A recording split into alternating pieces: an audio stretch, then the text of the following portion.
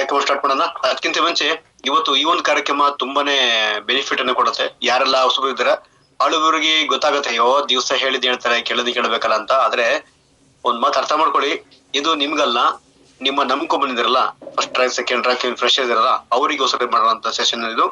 So ಹಾಗಾಗಿ ನನಗೆ ಎಷ್ಟು ವಿದ್ಯೆ ಗೊತ್ತಷ್ಟು ನಾನು ನಿಮ್ಗೆ ಕಲ್ಸಲಿಕ್ಕೆ ಟ್ರೈ ಮಾಡ್ತೀನಿ. So once again thank you so much. ಹಾಗೆ ಫಸ್ಟ್ ಆಫ್ ಆಲ್ ಈ ಒಂದು ಕಂಪನಿ ಹುಟ್ಟಾಕಿ ಇವಾಗೆಲ್ಲ ನಮ್ಗೆಲ್ರಿಗೂ ಉದ್ಯೋಗದ ಹತ್ರ 12 ಅಂತ ಹೇಳ್ಬೋದು. World the best M D sir ಅಂತ ಹೇಳ್ಬೋದು. World the best M D sir ಅಂತ ಹೇಳ್ಬೋದು. ಸೊ ಎಂ ಡಿ ಸರ್ಗೆ ಥ್ಯಾಂಕ್ ಯು ಸೋ ಮಚ್ ಹೇಳ್ತಾ, ಹಾಗೇನೆ ನಮ್ಗೆಲ್ರಿಗೂ ಒಂದು ನಿರ್ಧಾರ ಮಾಡಿ ಇವತ್ತು ಒಂದು ತಂಡನ ಕಟ್ಟಿ, ಆ ತಂಡ ಇಡೀ ಇಂಡಿಯಾದಲ್ಲೇ ಸದ್ದು ಮಾಡುವಂತ ತಂಡ, ಅದು ಫ್ಯೂಚರ್ ತಂಡ ಅಂತ ಹೇಳ್ಬೋದು. ನಮ್ಮ ಅಪ್ಲಯನ್ಸ್ ವೆಲ್ವಿಡಿಶರ್ ಅಂತ ಹೇಳ್ಬೋದು. ಸೊ ನಮ್ ಗಾಡ್ ಗಿಫ್ಟ್ ಆಗಿ ದೇವ್ರ ನಮ್ಗೆ ಕೊಟ್ಟಂತ ವರ ಅಂತ ಹೇಳ್ಬೋದು. ನಮ್ಮ ಸಂತೋಷ್ ಸರ್ಗೆ ಥ್ಯಾಂಕ್ ಯು ಸೋ ಮಚ್. ಹಾಗೆ ನನ್ನ ಪ್ರೀತಿಯ ಕಣ್ಮಣಿಗಳು, ಸೊ ಫ್ಯೂಚರ್ ಡೈಮಂಡ್ಸ್ಗಳು, ಫ್ಯೂಚರ್ ಕಣ್ಮಣಿಗಳು ಅಂತ ಹೇಳೋದಕ್ಕಿಂತ ಹೆಚ್ಚಾಗಿ ಭವಿಷ್ಯದಲ್ಲಿ ಏನಾದ್ರು ಒಂದು ಒಳ್ಳೆ ತಂಡ ಅಂತಿದ್ರೆ ಅದು ಆರ್.ಕೆ ಫ್ಯಾಮಿಲಿ ಅಂತ ಹೇಳ್ಬೋದು. ಈ ಫ್ಯಾಮಿಲಿ ಬಂಡಿಗೆ ಕೊಟ್ಟಂತ ನಿಮ್ಮೆಲ್ರಿಗೂ ಜೊತೆಗೆ ಬೆಳಿಗ್ಗಿಂದ ತುಂಬಾ ಜನ ವಿಶ್ ಮಾಡಿರ, ಕೆಲವರು ಪರ್ಸನಲ್ ಫೋನ್ ಮಾಡಿದಾರ. Thank you so much. ಹಾಗೆ ಸೆಷನ್ ಲೇಟ್ ಮಾಡೋದು ಬೇಡ, ಬೇಗ ಮಾಡ್ಕೊಬಿಟ್ಟು ಹಾಗೆ ಲಾಸ್ಟ್ ತನಕ ಹೇಳಿ ನಿಮ್ಗೊಂದು ಗುಡ್ಡಿ ಸಲ ಕೆಲವೊಂದು ಕೊಡ್ತೀನಂತೆ. ಓಕೆನಾ? ಯಾರಿಗೆಲ್ಲ ಬರೆಯೋಂತ ಅಭ್ಯಾಸ ಇದೆ ಸೊ ಬರ್ಕೋಬಹುದು, ತುಂಬಾ ಯೂಸ್ಫುಲ್ ಆಗುತ್ತೆ. ಯಾಕೆಂದ್ರೆ ನಾವು ಫೀಲ್ಡ್ಗೆ ಹೋದಾಗ ತುಂಬಾ ಜನ ಕ್ವಶನ್ ಕೇಳ್ತಾರೆ. ನಿಮ್ಗೆ ಕ್ವಶನ್ಸ್ಗೆ ಆನ್ಸರ್ ಮಾಡ್ಲಿಕ್ಕೆ ಆಗದಲ್ಲಿ ವಾಪಸ್ ಬರ್ತಾರ. ಅಲ್ಲಪ್ಪ, ಎಷ್ಟು ಕಂಪ್ನಿಗಳು ಇದ್ದು, ಎಷ್ಟೋ ಒಂದು ಆಸ್ಪತ್ರೆ ಇದ್ರು ಏನ್ ನಿಮ್ ಪ್ರೋಡ್ ತಗೊಂಡ್ಬಿಟ್ರೆ ವಾಸಿ ಆಗ್ಬಿಡತ್ತಾ? ಏನ್ ಗ್ಯಾರಂಟಿ? ಹುಷಾರಲ್ಲಿ ವಾಪಸ್ ಕೊಡ್ತೀಯಾ? ಒಂದ್ ಸ್ಯಾಂಪಲ್ ಕೊಟ್ಟ ನೋಡೋಣ, ಕುಡ್ದು ನೋಡ್ತೀವಿ, ವಾಸಿ ಆಗ್ಲಿ. ನೀನ್ ಏನ್ 5 ಸರಿ ಕೇಳ್ತೀಯಲ್ಲ, 5 ಸರಿ ಬೇಡ, ನಾನ್ ನಿಮ್ಗೆ 5 ಸರಿ ಕೊಡ್ತೀನಿ, ಒಂದ್ ಸ್ಯಾಂಪಲ್ ಕೊಟ್ಟಾಗ ನೋಡೋಣ ಅಂತ ಅಂತಾರೆ. ಅಥವಾ ಕಂಪ್ನಿ ಓಡೋದ್ರೆ ಏನ್ ಮಾಡ್ತೀಯ? ಸೈಡ್ ಎಫೆಕ್ಟ್ ಆಯ್ತು ಅನ್ಕ ನೀನ್ ಯಾರನ್ ಕೇಳ್ತೀಯ ನೀನು ಹೋಗ್ಬಿಟ್ಟು? ಅಲ್ಲಪ್ಪ, ಸೇರ್ಕೊಂಡಿದ್ದಿ ನಿಜ, ಇನ್ನ ಕುಡ್ದು ಈಗ ಹಾಲು ಕುಡ್ದ ಮಕ್ಳಿಗೆ ಬದುಕಲ್ಲ ಅಂತಾರೆ. ಈ ಒಂದು ಪ್ರಾಡಕ್ಟ್ ತಗೊಂಡು ಅಕಸ್ಮಾತ್ ಹೆಚ್ಚಿಗೆ ಅದು ಯಾರು ಕೇಳ್ತೀಯ? ಅಲ್ಲಿ ಯಾರಿದ್ದಾರೆ ನಿಂಗೆ ಸಪೋರ್ಟಿಗೆ ಅಲ್ವಾ? ಅಕಸ್ಮಾತ್ ಓಡೋದ್ರೆ ಏನ್ ಮಾಡ್ತೀಯ? ಕಂಪ್ನಿ ಮುಚ್ಚೋಗ್ಬಿಟ್ರೆ ಏನ್ ಮಾಡ್ತೀಯ? ಇವೆಲ್ಲ ಕ್ವಶನ್ಸ್ ಎಲ್ಲ ಕೇಳ್ತಾರೆ. ಹಲವಾರು ಕ್ವಶನ್ಸ್ ಗಳಿಗೆ ನಿಮ್ಗೆ ನಾನು ಪ್ರಾಮಾಣಿಕವಾಗಿ ಉತ್ತರ ಕೊಡ್ಲಿಕ್ಕೆ ಟ್ರೈ ಮಾಡ್ತೀನಿ. ಓಕೆನಾ? Once again so we star wellness ಕಾರ್ಯಕ್ರಮಕ್ಕೆ ನಿಮ್ಗೆ ಸ್ವಾಗತ ಮಾಡ್ತಿದ್ದೀನಿ. ಸೊ ಮೇನ್ ಲೆಜೆಂಡ್ ಅಂತ ಹೇಳ್ಬೋದು, ಯಾಕೆಂದ್ರೆ ಮೇನ್ ಪಿಲ್ಲರ್ ಆಫ್ ದಿ ಕಂಪನಿಗೆ ನಿಜಲು ಪಿಲ್ಲರ್ಸ್ ಅಂತ ಹೇಳ್ಬೋದು. ಯಾಕೆಂದ್ರೆ ಇವರು ಒಂದು ನಿರ್ಧಾರ ಮಾಡಿ ಇವತ್ತು ಕಂಪನಿನ ಈ ಮಟ್ಟ ತಂದಿದ್ದಾರೆ. ಅಂದ್ರೆ ಇವ್ರು ತಗೊಂಡಂತ ಒಂದು ಒಳ್ಳೆ ಒಂದು ಮಹತ್ವದ ಹೆಜ್ಜೆ ಅಂತ ಹೇಳ್ಬೋದು. ಹೆಜ್ಜೆಗೆ ಇವತ್ತು ಇಡೀ ವರ್ಲ್ಡ್ ವೈಡ್ ಇವತ್ತು ಚರ್ಚೆಯ ಮನೆ ಮಾತಾಗಿದೆ. ಹಾಗೆ ನೆಕ್ಸ್ಟ್ ಈ ಕಂಪನಿಗೆ ಮಹಾ ಪಿಲ್ಲರ್ಸ್ ಗಳು ಇವರೆಲ್ಲ ಒಂದೊಂದು ಇಟ್ಕೆಯಲ್ಲೇ ಕೊಟ್ಟು ಇವತ್ತು ಒಂದು ಹೆಮ್ಮರವಾಗಿ ನಿಲ್ಸಿದ್ದಾರೆ ಕಂಪನಿನ. ನೆಕ್ಸ್ಟ್ ದಿ ಬಾಸ್ ನಮ್ಮ ಸದಸ್ಯರು. ಓಕೆ, ಇಲ್ಲಿ ಬನ್ನಿ. In network marketing every one has the same opportunity to be successful. ಎಲ್ಲರಿಗೂ ಒಂದೇ ತರಹದ ಅವಕಾಶ ಕೊಟ್ಟಿದೆ. ಆದ್ರೆ 12 ಇಂಪಾರ್ಟೆಂಟ್ ಕ್ವಶನ್ಸ್ ನೆಟ್ವರ್ಕ್ ಮಾರ್ಕೆಟ್ ಅಥವಾ ಡೈರೆಕ್ಟ್ ಸೆಲ್ಲಿಂಗ್ ಇಂಡಸ್ಟ್ರಿನಲ್ಲಿ 12 ತರ ಕ್ವಶನ್ಸ್ ನ ಸಾಮಾನ್ಯವಾಗಿ ಕೇಳ್ತಾರೆ. ಅದರಲ್ಲಿ ನಾವ್ ಹೇಳಂತದ್ದು ನಿಮ್ಗೆ ಅನ್ವಯಿಸಿದ್ರೆ ಅಥವಾ ಸರ್ ಇನ್ನೊಂದ್ 2-3 ಕ್ವಶನ್ ಇದೆ ಅಂತ ಲಾಸ್ಟ್ ಇನ್ನೊಂದು ಕ್ವಶನ್ಸ್ ಅನ್ನ ನೀವು ಕೇಳ್ಬಹುದು. ಅದಕ್ಕೆ ನನಗೆ ಸಾಧ್ಯವಾದ ನಂಗೆ ಗೊತ್ತಿದ್ರೆ ನಾನು ನಿಮ್ಗೆ ಆನ್ಸರ್ ಮಾಡ್ಲಿಕ್ಕೆ ಟ್ರೈ ಮಾಡ್ತೀನಿ. ಓಕೆನಾ? ಹಾಗೆ ಆ ತರದ 12 ಕ್ವಶನ್ಸ್ ಇದೆ. ಆ 12 ಕ್ವಶನ್ಸ್ ನಾನು ನಿಮ್ ಮುಂದೆ ಇಡ್ಲಿಕ್ಕೆ ಇಷ್ಟಪಡ್ತೀನಿ. ಆದ್ರೆ ನಿಮ್ಮ ಮೊಬೈಲ್ ನ ಅಡ್ಡ ಇಟ್ಕೊಡಿ, ಚೆನ್ನಾಗಿ ಕಾಣುತ್ತೆ. ನಿಮ್ ಮೊಬೈಲ್ ನ ಅಡ್ಡ ಇಟ್ಕೊಡಿ, ನೀಟಾಗಿ ಕಾಣುತ್ತೆ. ಓಕೆನಾ? ಸೊ ಫಸ್ಟ್ನೇ ಒಂದು ನೆಟ್ವರ್ಕ್ ಮಾರ್ಕೆಟಿಂಗ್ ಅಥವಾ ಡೈರೆಕ್ಟ್ ಸೆಲ್ಲಿಂಗ್ ಇಂಡಸ್ಟ್ರಿ ಇದು ಲೀಗಲ್ಲ ಅಥವಾ ಇಲ್ಲೀಗಲ್ಲ ಅಂತ ಯಾಕೆ ಗ್ಯಾರಂಟಿ ಸರ್? ಇದು ಕಂಪ್ನಿಗಳು ಸುಮಾರು ಬಂದವೆ, ಯಾವ ಗ್ಯಾರಂಟಿ ಇದು? ನಿಮ್ಮ ಒಂದು ಎಥಿಕ್ಸ್ ಏನಂತ ಕೇಳ್ತಾರಲ್ಲ ಅಂತರಿಗೆ ಇದೊಂದು ಉತ್ತರ ಕೊಡ್ಲಿಕ್ಕೆ ಇಷ್ಟಪಡ್ತೀನಿ. ಹಾಗೇನೆ why V Star Plus product are in not available in medical shop ಅಥವಾ ರಿಟೇಲ್ ಶಾಪ್ ಅಲ್ಲಿ ಯಾಕೆ ಸಿಗಲ್ಲ ಅಂತ ಕೇಳ್ತಾರೆ. Why V Star Plus product ತುಂಬಾ ಕಾಸ್ಟ್ಲಿ ಹಾಕ್ರಿ, ನಿಮ್ದು ತುಂಬಾ ಜಾಸ್ತಿ ಹೇಳ್ತಾರಪ್ಪ. ಒಂದ್ 100 ಆದ್ರೆ ಸಿಕ್ಬಿಡೋದು. ಅಲ್ಲ ನಿಮ್ ಎಂಬ್ರಾಯ್ಡರಿ ಹೇಳಿ ಬೇಕಾರೆ ಒಂದು 100 ರೂಪಾಯಿ ಸಿಗಂಗೆ ಒಂದು 100 ಗ್ರಾಮ್ ಸಿಗಂಗೆ ಹೇಳಿ ಅಂತ ಅಂತಲ್ಲ, ಅಂತರಿಗೆ ಏನ್ ಹೇಳ್ಬೇಕು? ಹಾಗೇನೆ ಇದು ಚೈನ್ ಸಿಸ್ಟಮಾ ಅಥವಾ ಸ್ಕೀಮಾ ಅಂತ ಕೇಳ್ತಾರೆ. ಹಾಗೇನೆ ಪಾರ್ಟಿ ಆಫೀಸ್ ಕಂಪನಿ ಕ್ಲೋಸ್, ಅಕಸ್ಮಾತ್ ಕಂಪನಿ ಕ್ಲೋಸ್ ಆದ್ರೆ ಯಾರು ಕೇಳೋದು ಅಂತಾರಲ್ಲ ಅವರಿಗೆ. ಇರೋದು ಡಾಕ್ಟರ್ ಅಂದ್ರೆ ನೀವೇನ್ ಡಾಕ್ಟರ್ಗಳ ಅಂತಾರೆ. ಮತ್ತೆ ಇನ್ನೊಂದು ಕ್ವಶನ್ಸ್ ಅಯ್ಯೋ ನೋ ಮನಿ, ನಂತ ದುಡ್ಡಿಲ್ಲ ಸರ್. ಎಲ್ಲಾ ಕ್ವಶನ್ ಎಲ್ಲ ಕೇಳಿಸ್ಕೋತಾರೆ, ಅಂತ ದುಡ್ಡಿಲ್ಲ. ಮತ್ತೆ ಕೆಲವರು ಐ ಆರ್ ನೋ ಟೈಮ್ಸ್, ಟೈಮೇ ಸಿಗಲ್ಲ ಸರ್ ಅಂದ್ರೆ. If any goes by the use wrong hour product ಅಂತಂದ್ರೆ ಅಕಸ್ಮಾತ್ ಈ ಪ್ರಾಡಕ್ಟ್ ಯೂಸ್ ಮಾಡ್ಕೊಂಡ್ರೆ ಏನಾದ್ರು ಅಡ್ಡ ಪರಿಣಾಮ ಬೀರುತ್ತಾ ಅಂತ. ಅದ್ ನೆಕ್ಸ್ಟ್ 9 ಬರ್ತೀನಿ. How your company distribute payout use to people ಅಂದ್ರೆ ಕಂಪನಿ ಹೆಂಗ್ ದುಡ್ಡು ಕೊಡುತ್ತೆ ಸರ್? ಹೆಂಗ್ ಕೊಡುತ್ತೆ ಸರ್? ಯಾವ ಆಧಾರ ಕೊಡುತ್ತೆ ಸರ್? ಹಾಗೇನೆ 11 how do we believe in your company product are good and has no side effects. ನಾನು ಅವಾಗಲೇ ಹೇಳಿದೆ ಏನೋ ಸೈಡ್ ಎಫೆಕ್ಟ್ ಆಯ್ತಂತ. There are many company in direct selling industry ನಲ್ಲಿ ಇದ್ದಾರೆ. What is special in about your company? ನನಗೆ ಇಂಗ್ಲಿಷ್ ಬರೋಲ್ಲ ಹೇಳ್ತಾ ಇದೀನಿ. ಯಾರು ಅಕಸ್ಮಾತ್ ಲೆಜೆಂಡ್ ಓದಿದ್ರೆ ಬೇಜಾರ್ ಮಾಡ್ಕೋಬೇಡಿ. ಹಾಗೇನೆ network marketing is A legal business. ನೀವು ಖಂಡಿತವಾಗ್ಲು 100% ನೀವನ್ನ ಹೆದೆತಟ್ಟಿ ಹೇಳ್ಬೋದು, ಇದು ಲೀಗಲ್ ಬಿಸ್ನೆಸ್. ಯಾಕೆ ಗೊತ್ತಾ? ಯಾಕೆಂದ್ರೆ ಭಾರತ ಸರ್ಕಾರ ಅದನ್ನ ಅಧ್ಯಯನ ಮಾಡಿ ಇದನ್ನು ಲೀಗಲ್ ಅಗೇನ್ ಜೊತೆಗೆ ಇದರಿಂದ ತುಂಬಾ ಜನಕ್ಕೆ ಉದ್ಯೋಗ ಮತ್ತೆ ಆರೋಗ್ಯ ಕ್ಷೇತ್ರದಲ್ಲಿ ಮಹತ್ತರವಾದ ಬೆಳವಣಿಗೆ ಆಗ್ತಿದೆ. ಜನಗಳಿಗೆ ತುಂಬಾ ಕಡಿಮೆ ದುಡ್ಡಲ್ಲಿ ಒಳ್ಳೆ ವಸ್ತುಗಳು ಸಿಗ್ತಾ ಇದೆ. ಸೊ ಹಾಗೆ ಇದನ್ನ ಲೀಗಲ್ ಮಾಡಬೇಕು ಅನ್ನೋ ಉದ್ದೇಶ ಇಟ್ಕೊಂಡು ಕಂಪ್ನಿ ಲೀಗಲ್ ಮಾಡಿದೆ. ನಿಮ್ಗೆಲ್ಲ ಗೊತ್ತಿರ್ಬೇಕು, ಓಕೆನಾ?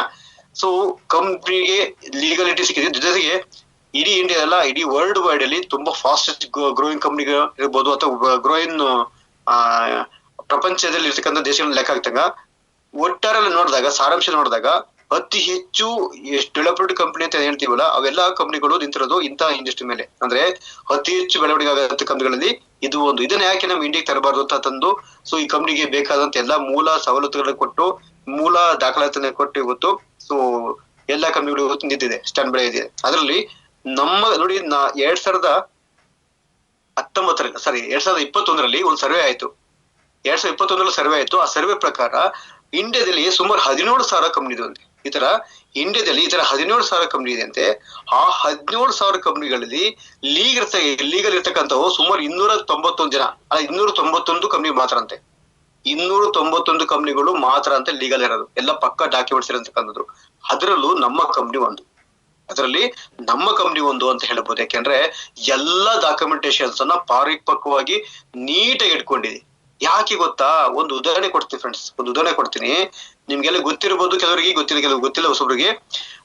ನೋಡಿ, ಸಾಮಾನ್ಯವಾಗಿ ಒಂದು ಆಫೀಸ್ ಅಥವಾ ಒಬ್ಬ ವ್ಯಕ್ತಿನ ಒಬ್ಬ ರೈಡ್ ಆದಾಗ ಅವನ ಮನಸ್ಥಿತಿ ಹೆಂಗಿರುತ್ತೆ? ಭಯ, ಆತಂಕಗಳು, ನಾ ಸತ್ತೋಗ್ಬೇಕು ಅಂತ. ನೋಡಿ, ಮೊನ್ನೆ ಒಬ್ರು ಸತ್ತೋದ್ರು ಅಲ್ವಾ? ಯಾರು ಸತ್ತೋತಾರೆ? ಭಯ ಇದ್ರು.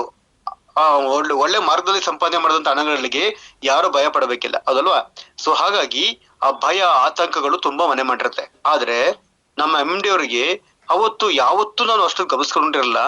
ಅವತ್ತು ಸಾಮಾನ್ಯವಾಗಿ ಒಂದು ಹಾಡಿಗೆ ಒಂದೇ ಡ್ಯಾನ್ಸ್ ಮಾಡ್ತಿದ್ರು. ಅವತ್ತು ಕಂಟಿನ್ಯೂಸ್ 15 ನಿಮಿಷ ಡ್ಯಾನ್ಸ್ ಮಾಡ್ಬಿಟ್ರು.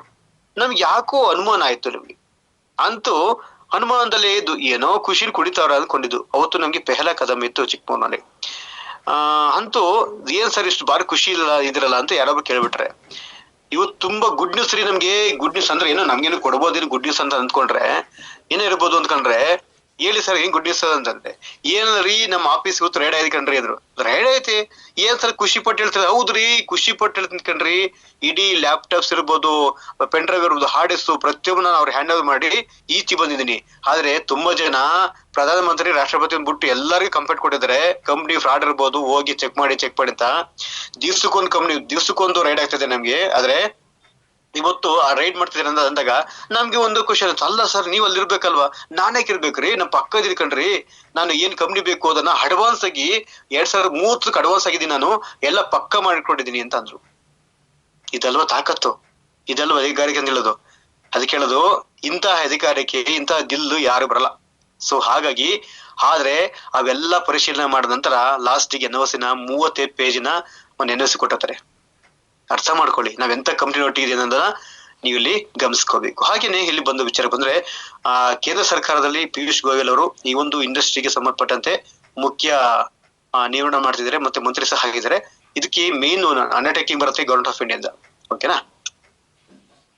ಇಲ್ಲಿ ಬನ್ನಿ, ಪಿಕ್ಚರ್ ಅಭಿ ಬಾಕಿ ಹೇ, ಇಲ್ಲಿಂದ ಸ್ಟಾರ್ಟ್ ಆಗುತ್ತೆ ನೋಡಿ. ನಿಮ್ಮ ಪ್ರಾಡಕ್ಟ್ಗಳು ಯಾಕೆ ಮೆಡಿಕಲ್ ಶಾಪ್ ಅಲ್ಲಿ ಅಥವಾ ಕಿರಾಣಿ ಅಂಗಡಿಯಲ್ಲಿ ಯಾಕೆ ಸಿಗಲ್ಲ ಸರ್? ಹಾಕ್ಬೋದಲ್ಲ, ಆ ನೋನಿ ಈ ನೋನಿ ಅಂತ ಕಂಪ್ನಿ ಹೆಸರು ಬೇಡ, ಆ ನೋನಿ ಈ ನೋನಿ ಅಂತ ಹಾಕ್ತಾರಲ್ಲ, ನಿಮ್ದು ಯಾಕೆ ಸಿಗಲ್ಲ ಸರ್? ಅಲ್ವಾ? ಹೌದು. ಈಗ ಒಬ್ಬ ವ್ಯಕ್ತಿ ಇರ್ಬೋದು ಅಥವಾ ಯಾರೊಬ್ಬ ಇರ್ಬೋದು, ಸಾಮಾನ್ಯ ನೋಡಿ ಗಮನಿಸ್ಕೊಳ್ಳಿ. ಈಗ ಎಕ್ಸಾಂಪಲ್ ಒಂದು ಟಾನಿಕ್, ಒಂದು ಟ್ಯಾಬ್ಲೆಟ್ಸ್ ತಗೋತೀರ ಅನ್ಕೊಳ್ಳಿ.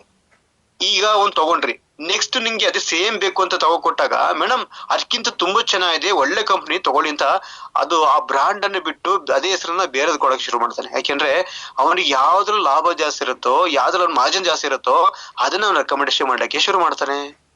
ಹೌದಲ್ವಾ? ಅಕಸ್ಮಾತ್ ಕಂಪ್ನಿ ಇದನ್ನ ಒಂದು ರಿಟೇಲ್ ಶಾಪಿಗೆ ಅಥವಾ ಒಂದು ಮೆಡಿಕಲ್ ಶಾಪಿಗೆ ಕೊಟ್ರೆ, ಸೊ ನಮ್ಗೆ ನಿಮ್ಗೆ ಎಲ್ಲಿ ಜಾಬ್ ಸಿಗುತ್ತೆ? ಅವ್ನಿಗೆ ಯಾವ ಲಾಭ ಇರುತ್ತೆ ಅದನ್ನ ಮಾಡ್ತಾನೆ, ಹೌದಲ್ವಾ? ಸೊ ಹಾಗಾದ್ರೆ ಒಂದು ವರ್ಗದವರು, ಒಂದು ವ್ಯಕ್ತಿ ಮಾತ್ರ ಅಲ್ಲಿ ಉದ್ಧಾರ ಆಗ್ತಾನೆ, ನಮ್ಮೆಲ್ಲ ಇಲ್ಲಿ ಬರ್ಲಿಕ್ಕೆ ಸಾಧ್ಯತೆ ಇಲ್ಲ. ಆದ್ರೆ ಒಂದ್ ಮಾತು ಹೇಳಕ್ ಇಷ್ಟಪಡ್ತೀನಿ ಫ್ರೆಂಡ್ಸ್, ಅರ್ಥ ಮಾಡ್ಕೊಳ್ಳಿ. ಇದು ನಿಮ್ಗೆ ಒಂದು ಸತ್ಯ ಹೇಳಕ್ ಇಷ್ಟಪಡ್ತೀನಿ. ಯಾವುದೇ ಒಂದು ಕಂಪನಿ ಇರ್ಬೋದು, ಯಾವುದೋ ಒಂದು V-Star ಇರ್ಬೋದು, ಎನಿ ಒಂದು ಕಂಪನಿ, ಯಾವುದೇ ಒಂದು ಕಂಪನಿಗಳು ಬಂದ್ರು ಅದಕ್ಕೆ ಕಂಪನಿ ಸ್ಥಾಪನೆ ಮಾಡೋಕ್ಕಿಂತ ಮುಂಚೆ ಒಂದು ನೋಟಿಸ್ ಇರುತ್ತೆ, ಒಂದು ಅಗ್ರಿಮೆಂಟ್ ಆಕ್ಟ್ ಇರುತ್ತೆ. ಆ ಆಕ್ಟ್ ಅಲ್ಲಿ ಏನೇನ್ ಇರ್ತದೆ ಅಂದ್ರೆ, ಸಾಮಾನ್ಯವಾಗಿ ಯಾವುದೇ ಕಂಪನಿಗಳು ಬಂದ್ರು ಆ ಒಂದು ಕಾಮರ್ಸ್ ಇರ್ಬೋದು ಅಥವಾ ಆನ್ಲೈನ್ ಇರ್ಬೋದು, ಯಾವುದೇ ಕಿರಾಣಿ ಅಂಗಡಿ ಇರ್ಬೋದು, ಮಾರಾಟ ಮಾಡಂಗಿಲ್ಲ. ಸೊ ಅದು ಡೈರೆಕ್ಟ್ ಸೆಲ್ಲಿಂಗ್ ಅಂತಂದ್ರೆ ಡೈರೆಕ್ಟ್ ಸೆಲ್ಲಿಂಗ್ ಮಾರಬೇಕು, ಬೇರೆ ಮಾರಂಗಿಲ್ಲ. ಆ ರೂಲ್ಸ್ ಇಲ್ಲ. ನನ್ ಕಂಪ್ನಿ ಲಾಸ್ ಆಯ್ತು ನಾನು ಅಲ್ಲಿ ಮಾಡ್ತೀನಿ ಅಂತ ಅನ್ನಂಗಿಲ್ಲ, ಸಾಧ್ಯತೆ ಇಲ್ಲ. ಕಂಪ್ನಿ ಬೇಕಾದ್ರೆ ಕ್ಲೋಸ್ ಆಗ್ಬೋದು ಬಿಟ್ರೆ ಅದನ್ನ, ಅಥವಾ ಕಾಮರ್ಸ್ ಅಂದ್ರೆ ಅಮೆಜಾನ್, ಫ್ಲಿಪ್ಕಾರ್ಟ್ ಅಂತ ಹೇಳಿ ಈ ತರ ಸಮಸ್ಯೆ ಇಂಥ ಕಡೆ ಮಾರಂಗಿಲ್ಲ, ಅಥವಾ ರಿಟೇಲ್ ಶಾಪ್ ಮಾರಂಗಿಲ್ಲ, ಓಪನ್ ಮಾರ್ಕೆಟ್ ಅಲ್ಲಿ ಮಾರಂಗಿಲ್ಲ. ಸೊ ಇಟ್ ಮೀನ್ಸ್ ಅದಕ್ಕೆ ರೂಲ್ಸ್ ಇದೆ. ಆ ರೂಲ್ಸ್ ಪ್ರಕಾರನೇ ಮಾಡ್ಬೇಕು ಇಲ್ಲಿ, ಓಕೆನಾ? ಸೊ ಹಾಗಾಗಿ ಆ ರೂಲ್ಸ್ ಪ್ರಕಾರ ಕಂಪ್ನಿಗಳು ಇರ್ತವೆ, ಆ ಕಂಪ್ನಿಗಳು ನಡೀತಾ ಇರ್ತವೆ. ಹಾಗಾಗಿ ಈ ತರ ರಿಟೇಲ್ ಶಾಪ್ ಅಲ್ಲಿ ಕೊಟ್ರೆ ನಮ್ಗೂ ನಿಮ್ಗೂ ಜಾಬ್ ಸಿಗಲ್ಲ. ಇಲ್ಲಿ ಕಂಪ್ನಿ ಮೂಲ ಉದ್ದೇಶ ಏನ್ ಗೊತ್ತಾ? ರೋಗ ಮುಕ್ತ ಭಾರತ, ನಿರುದ್ಯೋಗ ಮುಕ್ತ ಭಾರತ ಮಾಡಬೇಕು ಅಂತ ಹೊರಟಿದೆ, ಸಂಕಲ್ಪ ಮಾಡ್ಕೊಂಡಿದೆ, ಹೌದಲ್ವಾ? ಇವತ್ತು ಎಷ್ಟೋ ಸಾರ್ವಜನಿಕರಿಗೆ ಉದ್ಯೋಗ ಕೊಟ್ಟಿದೆ, ಲಕ್ಷ ಜನಗಳಿಗೆ ಇವತ್ತು ಆರೋಗ್ಯನೇ ಕೊಟ್ಟಿದೆ ಅಲ್ವಾ? ಸೊ ಹಾಗಾಗಿ ಇವೆರಡು ವಿಚಾರಕ್ಕೆ ಕಂಪನಿ ಇಲ್ಲಿ ಇಂಥವಕ್ಕೆ ಅವಕಾಶ ಕೊಡುವುದಿಲ್ಲ. ಸರ್ ಆನ್ಲೈನ್ ಮಾಡಿದ್ರಲ್ಲ, ಆನ್ಲೈನ್ ಮಾಡಿದ್ರೆ ನಿಜ ನಿಜ ತಗೋಬಹುದು, ಇಲ್ಲ ಅಂತಲ್ಲ. ಆದ್ರೆ VST ನಂಬರ್ ಕೇಳುತ್ತೆ ಫ್ರೆಂಡ್ಸ್. VST ನಂಬರ್ ನಿಮ್ಮ ಹತ್ರ ಅವ್ನು ಪೇಸ್ಟ್ ಆಗಿರ್ತಾನೆ, ನಿಮ್ದೇನ್ ತಗೋಬೇಕಮ್ಮ, ನಾನು ಅಲ್ಲೋ ತಗೋತೀನಿ, ಸುಮಂತ್ರ ಯಾಕೆ ತಗೋಬೇಕು, ಸುಮ್ಮ ಮೇಡಮ್ ತಗೊಳ್ಳೋದು ಬೇಡ, ಹೆಂಗಿನ ಆನ್ಲೈನ್ ಇದೆಯಲ್ಲ ತಗೊಳ್ಳೋದ, ತಗೋಬಹುದು ಫ್ರೆಂಡ್ಸ್. ಅಲ್ಲಿ ಬಿಲ್ಲಿಂಗ್ ಮಾಡ್ಬೇಕಾರೆ VST ನಂಬರ್ ಕೇಳುತ್ತೆ, ಯಾರ್ದು ಹಾಕ್ಬೇಕು? ಸುಮ ಮೇಡಮ್ದು ಹಾಕ್ಬೇಕು. ಯಾರಿಗೆ ಇನ್ಕಮ್ ಆಯ್ತು? ಸುಮ ಮೇಡಮ್ ಇನ್ಕಮ್ ಆಯ್ತು. ಈ ತರ ಬೆನಿಫಿಟ್ ಅನ್ನ ಕಂಪ್ನಿ ಮಾಡ್ಕೊಟ್ಟಿದೆ. ನೆಕ್ಸ್ಟ್ ಕಾಸ್ಟ್ ಅಂದ್ರೆ, ಸಾರ್ ತುಂಬಾ ಜಾಸ್ತಿ ಸಾರ್, ಎಷ್ಟು ಜಾಸ್ತಿ ಗೊತ್ತಾ ಸರ್ ಇದು? ಅಯ್ಯೋ ಸಾರ್, ನಿಮ್ದು ಕಂಪ್ನಿಲಿ ಏನ್ ಗೊತ್ತಾ ಸರ್, 100 ml ಅಥವಾ ಅರ್ಧ ಲೀಟರ್ ಕೊಟ್ಬಿಟ್ರೆ ಭಾರಿ ಅನುಕೂಲ ಆಗ್ಬಿಡುತ್ತೆ ಸರ್, ತುಂಬಾ ಜಾಸ್ತಿ ರೇಟು ಅಂತ. ಹೌದು ಫ್ರೆಂಡ್ಸ್, ಅರ್ಥ ಮಾಡ್ಕೊಳ್ಳಿ. ಒಂದ್ ಮಾತು ಹೇಳಕ್ ಇಷ್ಟಪಡ್ತೀನಿ. ಇವತ್ತು ನೀವು ಕಾಸ್ಟ್ ಅಂತ ಹೇಳಿ ಜಾಸ್ತಿ ಅಂತ ಹೇಳ್ತಿರಲ್ಲ, ಆದ್ರೆ ನಂದು ಕಾಸ್ಟ್ಲಿ ಇಲ್ಲ ಫ್ರೆಂಡ್ಸ್, ಕಾಸ್ಟ್ಲಿ ಇಲ್ಲ, ತುಂಬಾ ಕಡಿಮೆ. ಯಾಕೆ ಗೊತ್ತಾ? ನನ್ ಫ್ರೆಂಡ್ ಒಬ್ಬ ಹೇಳ ಬಡ್ಕಂಡೆ, ಲೋ ಬೇಡ ಕಣ, ನಿಂಗೆ ಗ್ಯಾಸ್ಟ್ರಿಕ್ ಕಣ ಅಷ್ಟೇ, ಗ್ಯಾಸ್ಟ್ರಿಕ್ ಗೋಸ್ಕರ ಎದೆ ನೋವು ಬರ್ತಿರೋದಷ್ಟೇ, ಏನು ಸಮಸ್ಯೆ ಇಲ್ಲ ಕಣ, ತುಂಬಾ ಆರೋಗ್ಯ ಇದ್ದೀರಾ, ನಿನ್ ಬಗ್ಗೆ ನಂಗೆ ಗೊತ್ತು, ನಂಗೆ ನೀನು ತುಂಬಾ ಡಯಟ್ ಮಾಡ್ತೀಯಾ, ತುಂಬಾ ಚೆನ್ನಾಗಿದ್ಯಾ ನೀವು, ಇಲ್ಲ ಸುಮ್ಮನೆ ಗ್ಯಾಸ್ಟ್ರಿಕ್ ಇರ್ಬೋದು, ಒಂದು ಗ್ಯಾಸ್ಟ್ರಿಕ್ ಮಾತ್ರ ನುಂಗು ಒಂದೆ. ಬೇಡಪ್ಪ, ನೀನು ನನ್ನ ಸಮಸ್ಯೆ ಗೊತ್ತಾಗಲ್ಲ, ನಿಂಗೆ ಸತ್ತೋಗ್ಬಿಡ್ತೀನಿ, ಹಾರ್ಟ್ ಸಮಸ್ಯೆ ಇರ್ಬೋದು, ಹೋಗಿ ಅಂತ ಚೆಕ್ ಮಾಡಕ್ ಹೋದ. ಈ ECG NGO ಏನೋ ಎಲ್ಲ ಮಾಡ್ಸ್ಕೊ ಬಂದ. ಒಂದ್ 28,000 ರೂಪಾಯಿ ಬಿಲ್ ಆಯ್ತು ಬರೀ ಸ್ಕ್ಯಾನಿಗೆ. ಎಲ್ಲಾ ತರ ಸ್ಕ್ಯಾನ್ ಮಾಡ್ಸ್ಕೊ ಬಂದ, ಎಷ್ಟೆಷ್ಟು ಬಾಡಿ ಇದೆ, ಎಲ್ಲಾ ತರದ, ನಿಮ್ಮಲ್ಲಿ ಎಷ್ಟು ತರದ ಸ್ಕ್ಯಾನ್ ಇದೆ ಎಲ್ಲ ಮಾಡಿ ಅಂತಂದ. ಎಲ್ಲ ಮಾಡ್ಸ್ಕೊ ಬಂದ್ರು, 12 ಸರಿ ಮಾಡ್ಸ್ಕೊಬಿಟ್ಟು ಬಂದ. ಲಾಸ್ಟ್ ಡಾಕ್ಟ್ರು, ಸ್ವಲ್ಪ ಗ್ಯಾಸ್ ಇದೆ ನಿಮ್ಮ ಹತ್ರ, ಆ ಗ್ಯಾಸ್ ಹೋಗ್ಬೇಕು ಅಂದ್ರೆ ಸ್ವಲ್ಪ ಈನ ಕುಡಿರಿ, ಒಂದ್ 4 ಗ್ಯಾಸ್ಟ್ರಿಕ್ ಮಾತ್ರ ಬರ್ಕೊಡ್ತೀನಿ ಅಂತ ಬರ್ಕೊಟ್ರು. ಬರೀ ಒಂದ್ 100 ರೂಪಾಯಿ ಕೆಲ್ಸ ಆಯ್ತು, ಅಲ್ಲಿ ಹೋಯ್ತು ದುಡ್ಡು. ಅದು ಹೋಗಿ ಅವ್ನಿಗೇನ್ ಮನಸ್ಸು ಫೀಲ್ ಆಯ್ತು, ಫೀಲ್ ಬಂತದ್ದು ಕ್ಲಿಯರ್ ಆಯ್ತು. ಆದ್ರೆ ಅಂದ್ರೆ ಒಂದು ಸಾಮಾನ್ಯ ಕಾಯಿಲೆ ಕನ್ನಡಿಕನು ಆ ಸ್ಕ್ಯಾನು ಈ ಸ್ಕ್ಯಾನು ಅಂದ್ಕೊ ಬರೀ ಕನ್ನಡಿಕನೇ 5-10 ರೂಪಾಯಿ ಬರೀ ಅಲ್ಲೇ ಹೋಗುತ್ತೆ ಫ್ರೆಂಡ್ಸ್, ಅಲ್ಲೇ ಹೋಗುತ್ತೆ. ನೋಡಿ ಬೇಕಾರೆ ಸಾಮಾನ್ಯಗೆ ಬರೀ ಸ್ಕ್ಯಾನಿಂಗ್ ಅಲ್ಲಿ ಅವರು ಅರ್ಧ ದುಡ್ಡು ಅಲ್ಲಿ ಮಾಡ್ತಾರೆ ಫ್ರೆಂಡ್ಸ್, ಅರ್ಥ ಮಾಡ್ಕೊಳ್ಳಿ. ನಮ್ಮಲ್ಲಿ ಗೈನಕೋಪ ಅಂತ ಇದೆ ಫ್ರೆಂಡ್ಸ್, ನೀವು ಅರ್ಥ ಮಾಡ್ಕೋಬಹುದು. 36ಕ್ಕಿಂತ ಹೆಚ್ಚು ಇಂಗ್ರೀಡಿಯೆಂಟ್ಸ್ ಹಾಕ್ಯಾರೆ. MD ಸರಿಗೆ ಏನು ಅದು ಏನ್ ದುಡ್ಡು ಹೆಚ್ಚಾಗಿತ್ತ ಸುಮ್ಮನೆ ಹಾಕಕ್ಕೆ? ಇವ್ ಒಂದ್ 4 ಇಂಗ್ರೀಡಿಯೆಂಟ್ಸ್ ಹಾಕ್ಬಿಟ್ಟು ಉಳಿದು ಕಳಗಚ್ಚ ಹಾಕೋಯ್ತು, ಸ್ವಲ್ಪ ನೀರು ಇವಾಯ್ತು, ಹೌದಾನೆ? ಯಾಕಷ್ಟು ಹಾಕ್ಬೇಕಾಯ್ತು? ಅವ್ರಿಗೆ ಮಾಡೋ ಕೆಲ್ಸ ಇಲ್ಲ, ಮತ್ತೆ ದೇಶವಾಸರಿಗೂ ಕೆಲ್ಸ ಇಲ್ಲ, ಸುಮ್ನೆ ಯಾಕೆ ಹಾಕ್ಬೇಕಾಯ್ತು? ಹೆಂಗಿವ್ರಿಗೆ ಗೈನಕೋಪ ಕುಡಿತಾರೆ, ಸುಮ್ನೆ ಕುಡ್ಬಿಟ್ಟು ಬಂದ್ರು ಆಯ್ತು, ಬಿಟ್ರೆ ಆಯ್ತು ಅಲ್ವಾ? ಅದಕ್ಕೆ ಹೇಳುದು ಡಾಬರನಿ, ಡಬ್ದಲ್ಲಿ ಮಾತ್ರ ಡಾಬರನಿ, ಒಳಗಡೆ ಖಾಲಿ. ಹಂಗ ಆಗ್ಬಾರ್ದು ಅಂತ ಇವತ್ತು ಕಂಪನಿ ಇರ್ಬೋದು ಅಥವಾ ಕೇಂದ್ರ ಸರ್ಕಾರ ICMR ಅಂತ ಇದೀವಲ್ಲ, ಈ ICMR ಹೇಳಿದಂತ ಜೊತೆಗೆ FSS ಹೇಳಿದಂತ ಮಾನದಂಡ ಇದೆಯಲ್ಲ, ಇಡೀ ಇಂಡಿಯಾದಲ್ಲಿ ಫಸ್ಟ್ ಟೈಮ್ ಅಂತೆ, ಇಡೀ ಇಂಡಿಯಾದಲ್ಲಿ ಫಸ್ಟ್ ಟೈಮ್ ಕರೆಕ್ಟ್ ಆದ MGನ ಮೇಂಟೈನ್ ಮಾಡ್ತಕ್ಕಂತ ಇಂಡಿಯಾದ ಫಾಸ್ಟೆಸ್ಟ್ ಗ್ರೋಯಿಂಗ್ ಕಂಪನಿ ಅಂದ್ರೆ ಅದು V-Star ವೆಲ್ನೆಸ್ ಅಂತ ಹೇಳ್ತೀವಿ ಫ್ರೆಂಡ್ಸ್. ಯಾಕೆ ಗೊತ್ತಾ? MGನ ಕರೆಕ್ಟ್ ಪಾಲನೆ ಮಾಡ್ತಿದೆ ಅಂತೆ. ಅವತ್ತಿನ ಇವತ್ತಿನ ಕಂಪನಿ 2019ರಿಂದ ಇಲ್ಲಿ ತನಕಲು ಯಾವುದೇ MGನ ಮಿಸ್ ಹೊಡೆದಿಲ್ವಂತೆ, ಕರೆಕ್ಟ್ MG ಮಾಡ್ತಿದೆ. ಅಥವಾ 5 MG ಬೂಮ್ ಕಪ್ ಜಾಸ್ತಿ ಹಾಕ್ಬಿಡೋಣ, ಬೂಮ್ ಕಪ್ ಒಂದು ಹಸುಗನ್ನು ಜಾಸ್ತಿ ಹಾಕ್ಬಿಡೋಣ, ಅಥವಾ ಶತಾವರಿ ಜಾಸ್ತಿ ಹಾಕ್ಬಿಡೋಣ, ಮಕ್ಳು ಮಕ್ಳು ಹಾಕ್ಬಿಡ್ಲಿ ಅಂತವ ಕೊಡಂಗಿಲ್ಲ ಫ್ರೆಂಡ್ಸ್. ಒಬ್ಬ ಭಾರತೀಯ ಸೊ ಎಷ್ಟು ತಿನ್ಬೇಕು ಪರ್ ಹೆಡ್ ಅಥವಾ ಪರ್ ಡೇ ಎಷ್ಟು MG ತಿನ್ಬೇಕು ಅಂತ ರೂಲ್ ಇದೆ. ಆ ರೂಲ್ ಪ್ರಕಾರ ತಿನ್ಬೇಕು. ಜಾಸ್ತಿ ತಿಂದ್ರು ಕಷ್ಟ, ಕಮ್ಮಿ ತಿಂದ್ರು ಕಷ್ಟ. ಸೊ ಆ ಬಾಡಿಯ ವಾತಾವರಣಕ್ಕೆ ನಮ್ದು ಹಲವಾರು ವಾತಾವರಣ ಇದೆ. ನಮ್ದು ಒಂದ್ ಕಡೆ ಕೋಲ್ಡ್ ವಾತಾವರಣ ಇರುತ್ತೆ, ಒಂದ್ ಪ್ರದೇಶದಲ್ಲಿ ಹೀಟ್ ಇರುತ್ತೆ, ಒಂದ್ ಕಡೆ ಇನ್ನು ತುಂಬಾ ಕೋಲ್ಡ್ ಇರುತ್ತೆ. ಅವೆಲ್ಲಕ್ಕೂ ಅಡ್ಜಸ್ಟ್ ಆಗಂಗೆ ಅವೆಲ್ಲ ಸಂಶೋಧನೆ ಮಾಡಿ ಬಿಡ್ತಾರೆ ಫ್ರೆಂಡ್ಸ್. ಸುಮ್ನೆ ಬಿಡ್ಲಿಕ್ಕೆ ಆಗಲ್ಲ. ಒಂದ್ ಕಡೆ ಫುಲ್ ಕೋಲ್ಡ್ ಇರುತ್ತೆ, ಇಲ್ಲಿ ಯಾವ್ದು ಹಿಮಾಲಯ ಪ್ರದೇಶಕ್ಕೆ ಹೋದ್ರೆ ಅಲ್ಲಿ ತುಂಬಾ ಕೋಲ್ಡ್ ಇರುತ್ತೆ. ಈ ಕಡೆ ನಾರ್ತಿಗೆ ಬಂದ್ರೆ ಇವತ್ತು ಹೀಟ್ ಇರುತ್ತೆ, ನಾಳೆ ರಾಯಚೂರಿಗೆ ಬಂದ್ರೆ ಇನ್ನೂ ಓವರ್ ಹೀಟ್ ಇರುತ್ತೆ. ಅಥವಾ ಈ ಕಡೆ ನಾವು ಹಾಸನ ಕೊಡಗು ಬಂದ್ರೆ ಸ್ವಲ್ಪ ನಾರ್ಮಲ್ ಕೋಲ್ಡ್ ಇರುತ್ತೆ. ಸೊ ಈ ತರ ಎಲ್ಲಾ ವಾತಾವರಣಕ್ಕೂ ಹೊಂದಿಕೆ ಆಗಂತ ಎಂಜಿನೇ ಮೇಂಟೈನ್ ಮಾಡಿರ್ತಾರೆ ಫ್ರೆಂಡ್ಸ್.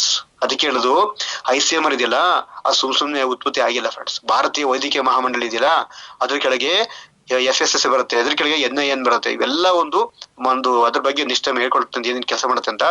ಆತರ ಅದ್ರ ರೂಲ್ ಪ್ರಕಾರ ಕೆಲಸ ಮಾಡೋದ್ರಿಂದ ಅಷ್ಟು ಇದಾಗಲ್ಲ. ಜೊತೆಗೆ ಅರ್ಥ ಮಾಡ್ಕೊಳ್ಳಿ, ಇನ್ನೊಂದು ವಿಷಯ ಹೇಳಕ್ ಇಷ್ಟಪಡ್ತೀನಿ. ನಮ್ಮಲ್ಲಿ ಗೈನಕಪ್ ಅಲ್ಲಿ 36ಕ್ಕಿಂತ ಹೆಚ್ಚು ಇಂಗ್ರೀಡಿಯೆಂಟ್ಸ್ ಇದೆಯಲ್ಲ, ಆ ಇಂಗ್ರೀಡಿಯೆಂಟ್ಸ್ ಅನ್ನ ಒಂದ್ ಕೆಲಸ ಮಾಡೋಣ ಫ್ರೆಂಡ್ಸ್. ನೀವು ಒಂದು ಕ್ಯಾಲ್ಸಿಯಂ ಓಪನ್ ಮಾಡ್ಕೊಳ್ಳಿ. ಆ 36 ಇಂಟು 200 ರೂಪಾಯಿ ಅಂತ ಹಾಕೊಳ್ಳಿ. 36 ಇಂಗ್ರೀಡಿಯೆಂಟ್ಸ್ ಇಂಟು ಒಂದೊಂದೇ ಡಬ್ಬ, ಅಂದ್ರೆ 36 ಸಪರೇಟ್ ಒಂದ್ ಡಬ್ಬಕ್ಕೆ 200 ml ಅಂತ ಹಾಕೊಂಡು ಅದಕ್ಕೆ 200 ರೂಪಾಯಿ ಅಂತ ರೇಟ್ ಫಿಕ್ಸ್ ಮಾಡ್ಕೊಂಡು ಆ 36ಕ್ಕೂ ಮಾಡ್ಬಿಟ್ರೆ ಎಷ್ಟು ದುಡ್ಡು ಆಯ್ತು ಫ್ರೆಂಡ್ಸ್? ಅರ್ಥ ಮಾಡ್ಕೊಳ್ಳಿ ಅಲ್ವಾ? 7,000-8,000 ರೂಪಾಯಿ ಮೇಲ್ ಬಿಲ್ ಆಗುತ್ತೆ. ಆತರ ಮಾಡಿಲ್ಲ. ಅವೆಲ್ಲದನ್ನು ಆಡ್ ಮಾಡಿ ಇವತ್ತು ಅದ್ರ ಗೈನಕಪ್ಪನ ಹೋಗಿ ಒಂದು ಲೇಡೀಸ್ ಡಾಕ್ಟರ್ ಕೊಡಿ, ತಲೆ ಕೆಟ್ಟೋಗ್ಬಿಡ್ತವ್ರಿಗೆ. ಅಲ್ಲ ರೀ, ಹೆಂಗ್ ಸಾಧ್ಯ ರೀ ಇಷ್ಟೊಂದು ಇಂಗ್ರೀಡಿಯೆಂಟ್ಸ್ ಹಾಕ್ಬಿಟ್ಟು ಇಷ್ಟು ಕಡಿಮೆ ದುಡ್ಡು ಮಾಡೋಲ್ಲ, ಕನಿಷ್ಠ 6,000-8,000 ರೂಪಾಯಿ ದುಡ್ಡು ಮಾಡ್ಬೇಕು ಅಂತ ಕೇಳ್ತಾರೆ. ಅರ್ಥ ಮಾಡ್ಕೊಳ್ಳಿ, ನಮ್ದು ಕಾಸ್ಟ್ಲಿ ಅಲ್ಲ ಫ್ರೆಂಡ್ಸ್, ಕಾಸ್ಟ್ಲಿ ಅಲ್ಲ. ಆದ್ರೆ ನಾವು ಎಕ್ಸಾಂಪಲ್ ಒಬ್ಬ ಶುಗರ್ ಪೇಷಂಟ್ ಕೊಳ್ಳೋಣ. ಆ ಶುಗರ್ ಪೇಷಂಟ್ ಪ್ರತಿ ತಿಂಗಳು ಮಾತ್ರೆಗಳು ನುಂಗಿ ಸತ್ತೋಗಿರ್ತಾನೆ. ಒಂದು ತಿಂಗಳಿಗೆ 1,500-2,000, 3,000, 4,000 ರೂಪಾಯಿ ಪೀಸ್ ಇರ್ತಾರೆ. ಅರ್ಥ ಮಾಡ್ಕೊಳ್ಳಿ, ಆ ತಿಂಗಳಿಗೆ ಎಷ್ಟಾಯ್ತು, ವರ್ಷಕ್ಕೆ ಎಷ್ಟಾಯ್ತು, 10 ವರ್ಷಕ್ಕೆ ಎಷ್ಟಾಯ್ತು, 20 ವರ್ಷಕ್ಕೆ ಎಷ್ಟಾಯ್ತು, ಸಾಯತನಕ ಎಷ್ಟಾಯ್ತು. ಅರ್ಥ ಮಾಡ್ಕೊಳ್ಳಿ ಫ್ರೆಂಡ್ಸ್, ಯಾವ್ದು ಕಾಸ್ಟ್ಲಿ. ಹಾಗೇನೆ ನೋಡಿ, ಎಲ್ಲದೂ ಅಷ್ಟೇನೆ. ನಮ್ಮಲ್ಲಿ ಒಬ್ರು ಇದ್ರು, ಮಾತ್ರೆಗಳು ನುಂಗೋರು ಇರಾಬಾರ ಊರಲ್ಲಿರೋವೆಲ್ಲ ರೋಗ ಬರ್ತಾ ಇದ್ದು. ಯಾವುದಕ್ಕೆ ಕೊಡ್ಲಿ ನಾನು ಯೋಚನೆ ಮಾಡಿದೆ, ಇಡೀ ಫ್ಯಾಕ್ಟ್ರಿ ಬರ್ಕೊಡೋದು ಅನ್ಸ್ಬಿಡ್ತು ನಂಗೆ. ಅಷ್ಟು ರೋಗ ತುಂಬ್ಕೊಳ್ತವೆ. ಅವೆಲ್ಲಕ್ಕೂ ಮಾತ್ರೆಗಳು ನುಂಗ್ತಿರ್ತಾರೆ. ಆ ಶುಗರ್ ಅಂತೆ, BP ಅಂತೆ, ಲೋ BP ಅಂತೆ, ಹೈ BP ಅಂತೆ, ಎಲ್ಲಾ ರೋಗ ಅವ್ರು ಅಟಸ್ಕೊಂಡ್ಬಿಡ್ತಾರೆ. ಸೊ ಹಾಗಾದ್ರೆ ಇವಕ್ಕೆಲ್ಲ ಮಾತ್ರೆಗಳು ನುಂಗಿ ಸಾಕಾಗ್ತದೆ ಅಂತ ಫ್ರೆಂಡ್ಸ್. ಹಾಗೆ ಹಾರ್ಟಿನ ಸಮಸ್ಯೆ ಬಂದಲ್ಲೂ ಅಷ್ಟೇನೆ ನಾವು ಸ್ಕ್ಯಾನಿಂಗ್ ಅಂತ ಹೋಗ್ತೀವಿ. ಹಾಗೇನೆ ಒಂದ್ ಸಿಂಪಲ್ ಲಾಜಿಕ್ ಹೇಳ್ಕೊಡ್ತೀನಿ ಫ್ರೆಂಡ್ಸ್. ನೋಡಿ, all products are results oriented. ನೋಡಿ, ಎಲ್ಲ ಪ್ರಾಡಕ್ಟ್ಗಳು result oriented. Government of India undertake ಇಂದ ಬರ್ತಕ್ಕಂಥದ್ದು. ಜೊತೆಗೆ ಭಾರತ ಸರ್ಕಾರ ಯಾರಿಗೂ ಏನು ಸೈಡ್ ಎಫೆಕ್ಟ್ ಆಗಲ್ಲ ಅಂತ ಇವತ್ತು ಮುದ್ರೆ ಒತ್ತಿ ಕೊಟ್ಟಿದೆ ಫ್ರೆಂಡ್ಸ್. ಇದು ಧೈರ್ಯವಾಗಿ ಕೊಡ್ಬೋದು ಅಂತ. ಓಕೆನಾ? ಎಕ್ಸಾಂಪಲ್, ಈಗ ನಿಮ್ಮ ಲೈಫ್ ಅಲ್ಲಿ BP, ಶುಗರು, ಕ್ಯಾನ್ಸರು ಯಾವ ರೋಗನು ಬರ್ಬಾರ್ದು ಸರ್. ನನ್ನ ಲೈಫ್ ಅಲ್ಲಿ ನಮ್ಮ ಮಕ್ಕಳೊಟ್ಟಿ ನಾನು ಆರಾಮ್ಸೆ ಚೆನ್ನಾಗಿ 3 ಹೊತ್ತು ಚೆನ್ನಾಗಿ ಉಂಡ್ಕೊಂಡ್ ತಿನ್ಕೊಂಡು ಚೆನ್ನಾಗಿರ್ಬೇಕು ಅಂತಂದ್ರೆ ಏನ್ ಮಾಡ್ಬೇಕು ಸರ್? ಮೆಡಿಕಲ್ ಶಾಪಿಗೆ ಹೋಗ್ಬಿಟ್ಟು ಸರ್, ನನ್ನ ಲೈಫ್ ಅಲ್ಲಿ BP, sugar, cancer, heart attack ಯಾವ ಬರೋರು ಸರ್, ಅಡ್ವಾನ್ಸ್ ಪ್ರಿಕಾಷನ್ 4 ಮಾತ್ರೆ ಕೊಡಿ ಸರ್ ಅಂತ ಕೇಳಿ. ಇರಾ ಕಾಯಿಲೆ ಕೊಡಕ್ಕೆ ಕಷ್ಟ, ಹುಡ್ಕಾಡ್ತಾರೆ. ಇಲ್ಲರ ಕೊಡಕ್ಕಾಗತ್ತಾ? ಅಡ್ವಾನ್ಸ್ ಪ್ರಿಕಾಷನ್ಸ್ ಎಲ್ಲೂ ಸಿಗಲ್ಲ ಫ್ರೆಂಡ್ಸ್. ಇಡೀ ಜಗತ್ನಲ್ಲಿ ಎಲ್ಲೂ ಸಿಗಲ್ಲ, ಯಾವ ಮೂಲೆಗೂ ಸಿಗಲ್ಲ ಫ್ರೆಂಡ್ಸ್. ಯಾಕೆ ಗೊತ್ತಾ? ಮುಂದೆ ಆಗದಂತ ತಡೆಯಕ್ಕೆ ಯಾರಿಗೂ ಸಾಧ್ಯ ಇಲ್ಲ. ಆದ್ರೆ ಈಗ ಆಯುರ್ವೇದ ಇರ್ತಕ್ಕಂಥ ಕಾಯಿಲೆನ ಗುಣ ಮಾಡೋದ್ ಜೊತೆಗೆ ಮುಂದೆ ಬರ್ತಕ್ಕಂಥ ಅಡ್ವಾನ್ಸ್ ಪ್ರಿಕಾಷನ್ ಆಗಿ ಕೆಲಸ ಮಾಡುತ್ತೆ ಫ್ರೆಂಡ್ಸ್. Safer side. ಇವತ್ತು ಇಂಗ್ಲಿಷ್ ಮೆಡಿಸಿನ್ಸ್ ಏನ್ ಮಾಡುತ್ತೆ ಗೊತ್ತಾ ನಿಮ್ಗೆ? ಕಾಯಿಲೆನ ಗುಣಪಡಿಸಲಿಕ್ಕೆ ಸಹಾಯ ಮಾಡಿದ್ರೆ ಇವು ಆಯುರ್ವೇದ ರೋಗ ಬರದಂತೆ ಕಾಪಾಡ್ತಾ ಹೋಗುತ್ತೆ ಫ್ರೆಂಡ್ಸ್. ಹಾಗೇನೆ ನಮ್ಮ ಲೈಫ್ ಅಲ್ಲಿ ಯಾವ ರೋಗ ಬರ್ಬೋದು ಸರ್, ನಾನು ಆರಾಮ್ಸೆ ತಯಾರಿರ್ಬೇಕು ಅಂದ್ರೆ ಒಂಥರ ಯೂನಿವರ್ಸಲ್ ಪ್ರಾಡಕ್ಟ್ ಆಗಿ ಕೆಲಸ ಮಾಡುತ್ತೆ ಈ ಒಂದು ಇಮ್ಯುನಿಟಿ ಕಪ್. ಈ ಇಮ್ಯುನಿಟಿ ಕಪ್ ಏನ್ ರೇಟ್ ಇರ್ಬೋದು? 2,460 ರೂಪಾಯಿ ಅನ್ಕೊಳ್ಳೋಣ ಅಲ್ವಾ? ವರ್ಷಕ್ಕೆ ಸರ್ ಏನು ಬೇಡ, ನಮ್ಮ ಮಾತಲ್ಲಿ ಬಿಲೀವ್ನೆಸ್ ಇಟ್ಕೊಂಡು, ನಂಬಿಕೆ ಇಟ್ಕೊಂಡು, ವರ್ಷಕ್ಕೆ 4 ತಿಂಗಳಿಗೆ ಒಂದು ತಗೊಂಡ್ರು, 4 ತಿಂಗಳು ಬಿಟ್ಬಿಟ್ಟು ಗ್ಯಾಪ್ ತಗೊಂಡ್ರು ವರ್ಷಕ್ಕೆ 3 ಬಾಟಲ್ ಕೊಡ್ರಿ ಅಂಕಲೆ. 3 ಬಾಟಲ್ ಕುಡಿದ್ರೆ ಏನಪ್ಪಾ ಖರ್ಚಾಯ್ತು ನಿಮ್ಮಲ್ಲಿ? ಏನಪ್ಪಾ ಲಾಸ್ ಆಯ್ತು? ವರ್ಷಕ್ಕೆ ಇಡೀ ಫ್ಯಾಮಿಲಿ ಎಲ್ಲ ಕುಡಿದ್ರು 7,380 ರೂಪಾಯಿ ಆಯ್ತು. ಅಲ್ಲರಿ, ಇಡೀ ಫ್ಯಾಮಿಲಿ ಆ ನೋವು ಈ ನೋವು, ಜನರಲ್ ಚೆಕಪ್ ಆ ಚೆಕಪ್ ಅಂತ ಹೋದ್ರೆ ಒಬ್ಬೊಬ್ಬರಿಗೆನೆ ಎಷ್ಟೆಷ್ಟೋ ಸಾವಿರಾರು ರೂಪಾಯಿ ಆಗುತ್ತೆ, ಹೌದಲ್ವಾ? ಅದರ ಬದಲಿಗೆ ನಮ್ಮಲ್ಲಿ ಅಮೃತಕ್ಕೆ ಸಮರ್ಥಕ್ಕಂತ ಇಮ್ಯುನಿಟಿ ಕಪ್ ಅನ್ನ ನೀವು ಕನ್ಸ್ಯೂಮ್ ಮಾಡಿದ್ರೆ ನಿಮ್ಗೆ ಎಲ್ಲಾ ರೋಗಗಳಿಂದ ಇಡೀ ಫ್ಯಾಮಿಲಿನ ಬಚಾವ್ ಮಾಡಬಹುದು. ಆದ್ರೆ ಅರ್ಥ ಮಾಡ್ಕೊಳ್ಳಿ, ವರ್ಷಕ್ಕೆ ಆ ಸ್ಕೀಮ್ ಈ ಸ್ಕೀಮ್ ಮಾಡ್ಕೊಂಡಿ ಸರ್, ನನ್ಗೆ ಹೆಲ್ತ್ ಇನ್ಶೂರೆನ್ಸ್ ಮಾಡಿಸಿ ಸರ್, ನಮ್ಗೆ ಯಾರು ರೋಗ ಬರಲ್ಲ ಸರ್ ಅಂತಾರಲ್ಲ, ಅಂತರಿಗೆ ಫಸ್ಟ್ ಬರೋದು. ನಾನ್ ತುಂಬಾ ಗಟ್ಟಿನಪ್ಪ, ತುಂಬಾ ಸ್ಟ್ರಾಂಗ್ ಅಪ್ಪ ಅನ್ನಂತರ ಎಲ್ಲ ಹೋದ್ರು ಫ್ರೆಂಡ್ಸ್. ಅವರೆಲ್ಲ ಹೋದ್ರು, ಜಾಗ ಖಾಲಿ ಮಾಡಾಯ್ತು. ನಾ ಗಟ್ಟಿ ಅಂತಾರಲ್ಲ ಅವ್ರಿಗೆ ಫಸ್ಟ್ ಬರುತ್ತೆ. ಹಂಗ ಅಂತೀಯಾ, ತಡಿ ನಾಳೆ ಬರ್ತಿಂತ ರೆಡಿ ಮಾಡ್ಕೊಡತ್ತೆ. ಹಾಗೇನೆ ಇದನ್ನ ಸುಮಾರಿಗೆ ಅರ್ಥ ಮಾಡ್ಕೊಳ್ಳಿ. ಇಡೀ ಫ್ಯಾಮಿಲಿ, ಇದು ವರ್ಷಕ್ಕೆ ಆಯ್ತಲ್ಲ, ಇಡೀ ಫ್ಯಾಮಿಲಿ ಒಂದು 25 years ಅಂದ್ರೆ ನೀವ್ ಇರ್ತಕ್ಕಂತ ಈಗ ಒಂದ್ 30-35 ವರ್ಷ ಅನ್ಕೊಳ್ಳೋದ. ಇನ್ 25 ವರ್ಷ ನಮ್ ಬದುಕಿ ಬಾಳಬೇಕು ಅಂತ ಅಂದ್ರೆ ನಮ್ಮ ಪ್ರೋಟನ ನೀವು ಇದನ್ನ ಕನ್ಸ್ಯೂಮ್ ಮಾಡ್ಕೊಬಿಟ್ರೆ ಒಂದ್ 25 years ಹಿಂಗೆ ತಗೊಂಡ್ಬಿಟ್ರೆ ಅನ್ಕೊಳ್ಳಿ, ಏನ್ ಖರ್ಚಾಗ್ಬಿಡ್ತು 25 ವರ್ಷಕ್ಕೆ? 1,84,500 ರೂಪಾಯಿ ಖರ್ಚಾಯ್ತು. ಅಲ್ಲರಿ ಎಲ್ಲೋ ಬಿದ್ದು ಎಲ್ಲೋದ್ ಕೊಟ್ಟು ಮಾಡಕ್ ಕೇಳೋಕ್ಕಿಂತ ಈ ಒಂದು ಪ್ರಾಡಕ್ಟ್ ನ ಕನ್ಸ್ಯೂಮ್ ಮಾಡ್ಕೊಂಡ್ರೆ ನಮ್ಮ ಬಾಡಿ ತುಂಬಾ ಗ್ರೋತ್ ಆಗಲ್ವಾ? ಅಡ್ವಾನ್ಸ್ ಪ್ರಿಕಾಷನ್ ಕೆಲಸ ಮಾಡಲ್ವಾ? ಸೊ ನಮ್ಮ ಬಾಡಿ ಬೇಕಾದ ಎಲ್ಲ ಒಂದು ನ್ಯೂಟ್ರಿಷನ್ ಕೊಡಲ್ವಾ? ಹೌದಲ್ವಾ? ಸೊ ಹಾಗೆ ಅರ್ಥ ಮಾಡ್ಕೊಳ್ಳಿ, ಯಾವುದಕ್ಕೆ ಕಾಸ್ಟ್ಲಿ ಅಂತ ಗೊತ್ತಾಗುತ್ತೆ. ನೆಕ್ಸ್ಟ್ ಸರ್, ನಿಮ್ದು ಚೈನ್ ಸಿಸ್ಟಮ್ ಅಲ್ವಾ ಸರ್? ಅದೇ ಗೊತ್ತೇ, ಒಂದು ಫಸ್ಟ್ ರ್ಯಾಂಕ್ ಹೇಳಿದ ತಕ್ಷಣ ತಗೊಳ್ಬೋದು. ನಾನ್ ಸಿಗಾಕಬಿಟ್ಟೆ, ನಾನ್ ತಗ್ಲಾಕಬಿಟ್ಟೆ. ನಾನ್ ಇವಳು ಏನೇ ಕಳ್ಕೊ ಬಂದ್ರಲ್ಲ, ನಾಳೆಗೆ ಇವಳು ನಾಳೆ ಫೋನ್ ಮಾಡ್ಲಿ, ನಾಳೆಗೆ ಇವಳು ನನಗೆ ಫೋನ್ ಮಾಡಿ ನಾನ್ ಫೋನ್ ರಿಸೀವ್ ಮಾಡ್ರೆ ಕೇಳು, ಬ್ಲಾಕ್ ಲಿಸ್ಟ್ ಇವತ್ತು. ನಾ ಇಂತ ಮಾಡ್ಬೇಕಾ? ನನ್ನ ಫ್ಯಾಮಿಲಿ ರಾಯಲ್ ಫ್ಯಾಮಿಲಿ ಅಂತಾರಲ್ಲ, ಅಂತರಿಗೆ ಉತ್ತರ ಹೆಂಗ್ ಹೇಳ್ಬೇಕು? ನಾನು ಮಾಡ್ಬೇಕಾ? ಅಯ್ಯೋ ನಾ ಮಾಡ್ಬೇಕಾ ಅಂತ ಅಂತಾರಲ್ಲ. ಸೊ ಚೈನ್ ಲಿಂಕ್ ಅಂತ ಅಂದ ತಕ್ಷಣ ಒಂದು ಫಸ್ಟ್ ರ್ಯಾಂಕ್ ಕೇಳಿದ ತಕ್ಷಣ ಗೊತ್ತು ಬಿಡಿ ಸರ್, ಚೈನ್ ಲಿಂಕ್ ಅಲ್ವಾ ಇದು? ಒಬ್ರಿಗೊಬ್ರು ಜಾಯಿನ್ ಮಾಡೋದಂತ ಆಗುದು ಅಲ್ವಾ ಅಂತಾರ. ಅಂತರಿಗೆ ಉತ್ತರ ಏನ್ ಹೇಳ್ಬೇಕಂದ್ರೆ ಹೌದು ಚೈನ್ ಲಿಂಕ್ ಅನ್ಕೊಳ್ಳೋಣ. ಈಗ ಅರ್ಥ ಮಾಡ್ಕೊಳ್ಳಿ, ಇಲ್ಲಿ ಚೈನ್ ಲಿಂಕ್ ಅನ್ನಕಂದಾಗ ಹೋದಾಗ ನಿಮ್ಗೆ ತುಂಬಾ ಈ ಪೊಲೀಸ್ ಇಲಾಖೆ ಹಾಕಬಹುದು. ಪೊಲೀಸ್ ಇಲಾಖೆ ಬೇಡ, ನಿಮ್ಗೆ ಅರ್ಥ ಆಗಲ್ಲ ಅಂದ್ರೆ ಕೆಲವರಿಗೆ ಒಂದು ಸಿಸ್ಟಮ್ ಹೇಳ್ಕೊಡ್ತೀನಿ ಕೇಳಿ. ಈಗ ನಾವು ನೀವು ಏನು ಬೊಂಬಟ್ ಸ್ವಹ ಉದ್ಭವಮೂರ್ತಿಗಳ ಇಲ್ಲ, ಒಬ್ಬರಿಂದ ಬಂದಿದೀವಿ. ಆಮೇಲೆ ಇದು ಚೈನ್ ಲಿಂಕ್, ತಾತ ಮುತ್ತಾತ ಅವರು ಇವರು ಒಬ್ರಿಗೊಬ್ರು ಹೋದ್ರೆ ಲಿಂಕ್ ಬದಲಾವಣೆ ಆಗ್ತಾ ಇರುತ್ತೆ. ಹಾಗೇನೆ ನಿಮ್ಮ ಮೊಬೈಲ್ ನೀವು ರಾತ್ರಿ ಕುತ್ಕೊಬಿಟ್ಟು ಜೋಡಿಸ್ಬಿಟ್ಟು ಕರೆಡ್ಕೊಬಿಟ್ರ, ನೀವು ಹಾಕಿರೋಂತ ಬಟ್ಟೆ, ಟಿವಿ, ಕೂತಿರೋಂತ ಎಲ್ಲಾ ಐಟಮ್ಸ್ಗಳು ಹಂಗೆ ಉದ್ಭವ ಹೋಗ್ತವಾ? ಎಲ್ಲದೂ ಅಷ್ಟೇನೆ ಒಬ್ಬರ ಅವಲಂಬನೆಯಿಂದ ಬಂದಿರುತ್ತೆ, ಒಬ್ಬರಿಂದ ಬಂದಿರುತ್ತೆ. ಯಾವ ವಸ್ತುಗಳು, ಯಾವ ವಿಚಾರಗಳು, ಯಾವ ಒಂದು ವಿಷಯ ಇದ್ರೂ ಸೊ ಒಂದಕ್ಕೊಂದು ಲಿಂಕ್ ಆಗಿ ಬರುತ್ತೆ, ಹೌದಲ್ವಾ? ಯಾವ ಪ್ರಪಂಚದ ಯಾವ ವಿಚಾರನು ಯಾವ ವಸ್ತುನು ಸೊ ಒಂದಕ್ಕೊಂದು ಲಿಂಕ್ ಇಲ್ಲ ಬರಲ್ಲ, ಸಾಧ್ಯತೆನೇ ಇಲ್ಲ, ಹೌದಲ್ವಾ? ಅದ್ ಹೆಂಗ್ ಚೈನ್ ಲಿಂಕ್ ಅಂತ ಹೇಳ್ತಾರ?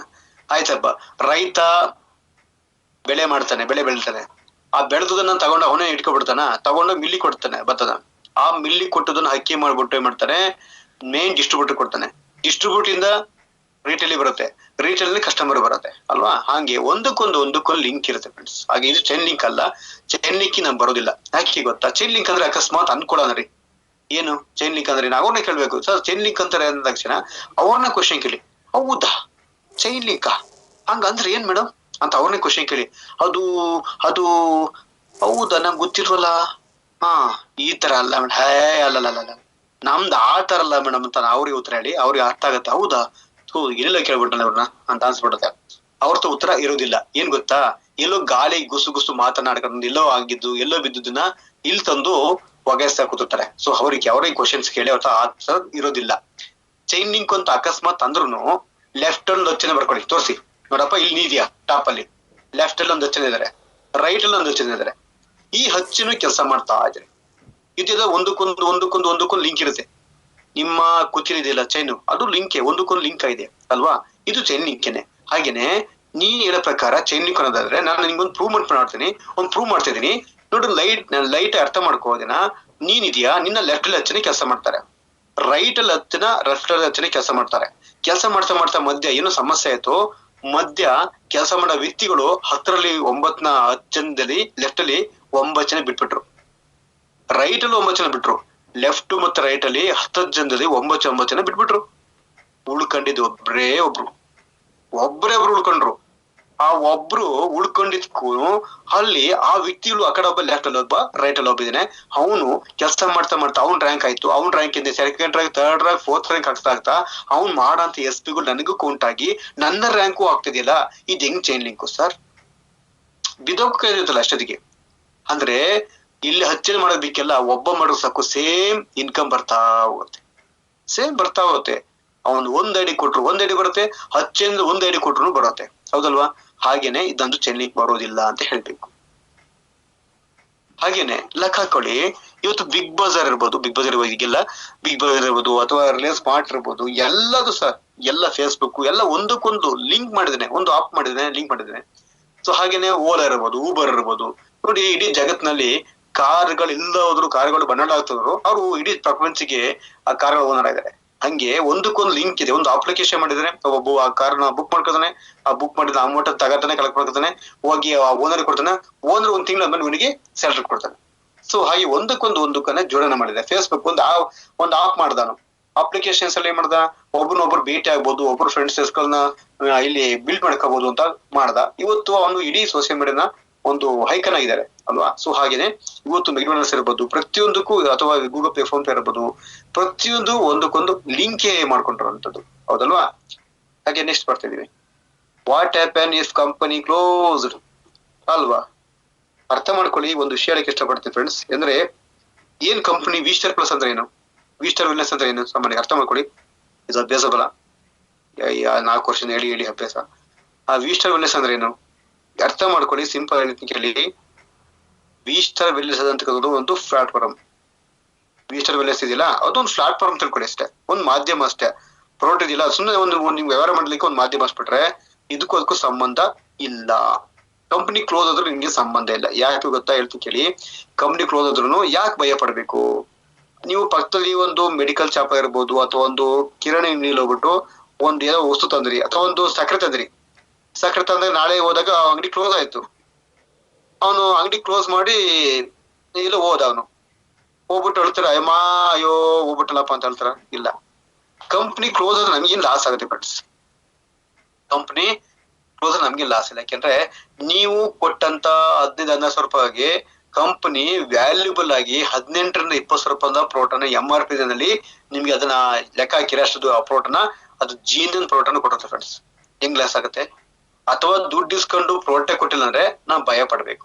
ದುಡ್ಡು ಇಸ್ಕೊಂಡು ಪ್ರೋಟೆ ಕೊಡ್ತಾ ಇಲ್ಲ, ಹಂಗೆ ಇಟ್ಕೊಂಡಿದ್ದೀವಿ ಕಂಪ್ನಿ ಅಂದ್ರೆ ಭಯ ಪಡ್ಬೇಕು. ನಮ್ ಬಡವಣಿಗೆಪ್ಪ ಅಂತ ನೀವ್ ಕೊಟ್ರಿ, ಕಂಪ್ನಿ ಪ್ರೋಟ್ ಕೊಡ್ತು, ಅದು ಕುಡ್ಕೊಂಡ್ರೆ ಆರೋಗ್ಯ ಸರಿ ಆಯ್ತು ಅಲ್ವಾ.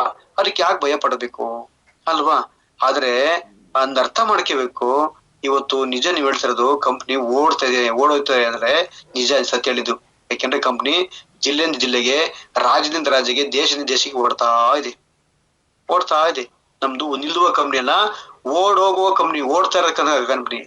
So fast and growing company ಇಂಡಿಯಾದಲ್ಲಿ ಇದ್ರೆ ಅದು ವಿ ಸ್ಟಾರ್ ವೆಲ್ನೆಸ್ ಮಾತ್ರ ಸಾಧ್ಯ. ಯಾಕೆ ಗೊತ್ತಾ? ಆದ್ರೆ ಇವತ್ತು ಅರ್ಥ ಮಾಡ್ಕೋಬೇಕು. ಇವತ್ತು ಕಂಪ್ನಿ ಕ್ಲೋಸ್ ಆದ್ರೂ ನಮ್ಗೆ ಲಾಸ್ ಆಗಲ್ಲ. ಆದ್ರೆ ನೀವು ಪ್ರಾಡಕ್ಟ್ ಅಂತ ಆಗತ್ತಿರಲ್ಲ, ಅದ್ರ ನಮ್ಗೆ ಒಂದ್ ಬೆನಿಫಿಟ್ ಆಯ್ತು ನೋಡಿ. ಸೋತರೆ ಅನುಭವ, ಗೆದ್ರೆ ಇತಿಹಾಸ, ಅಷ್ಟೇ ತಿಳ್ಕೊಳ್ಳಿ. ಅಷ್ಟೇ ಬಿಟ್ರೆ ಇನ್ನೇನು ಆಗಲ್ಲ. ಆದ್ರೆ ಕಂಪ್ನಿ ಕ್ಲೋಸ್ ಆದ್ರೂ ಲಾಸ್ ಇಲ್ಲ. ಆದ್ರೆ ಏನಾದ್ರು ಅಕಸ್ಮಾತ್ ಬಂಡವಾಳ ಕೊಟ್ಟು ಅಕಸ್ಮಾತ್ ಡಬಲ್ ಮಾಡ್ತೀವಿ, ತ್ರಿಬಲ್ ಮಾಡ್ತೀವಿ ಅಂತ ಅಂದ್ರೆ ನಾವು ಹೆದರ್ಕೋಬೇಕಾಯ್ತು. ಇಲ್ಲಿ ಹೆದರಂತ ಅವಶ್ಯಕತೆ ಇರೋದಿಲ್ಲ. ಕಂಪ್ನಿ ಕ್ಲೋಸ್ ಆದ್ರೂ ಹೆದರಂಗಿಲ್ಲ. ಯಾಕೆಂದ್ರೆ ನಾ ಕಂಪ್ನಿ ಸೇಫರ್ ಕಂಪ್ನಿ ಇದೀವಿ. ಆಯ್ತಪ್ಪ, ಈಗ ಕಂಪ್ನಿ ಯಾಕ್ರಪ್ಪ ಕ್ಲೋಸ್ ಆಗತ್ತೆ? ಯಾಕೆ ಕ್ಲೋಸ್ ಆಗ್ಬೇಕು?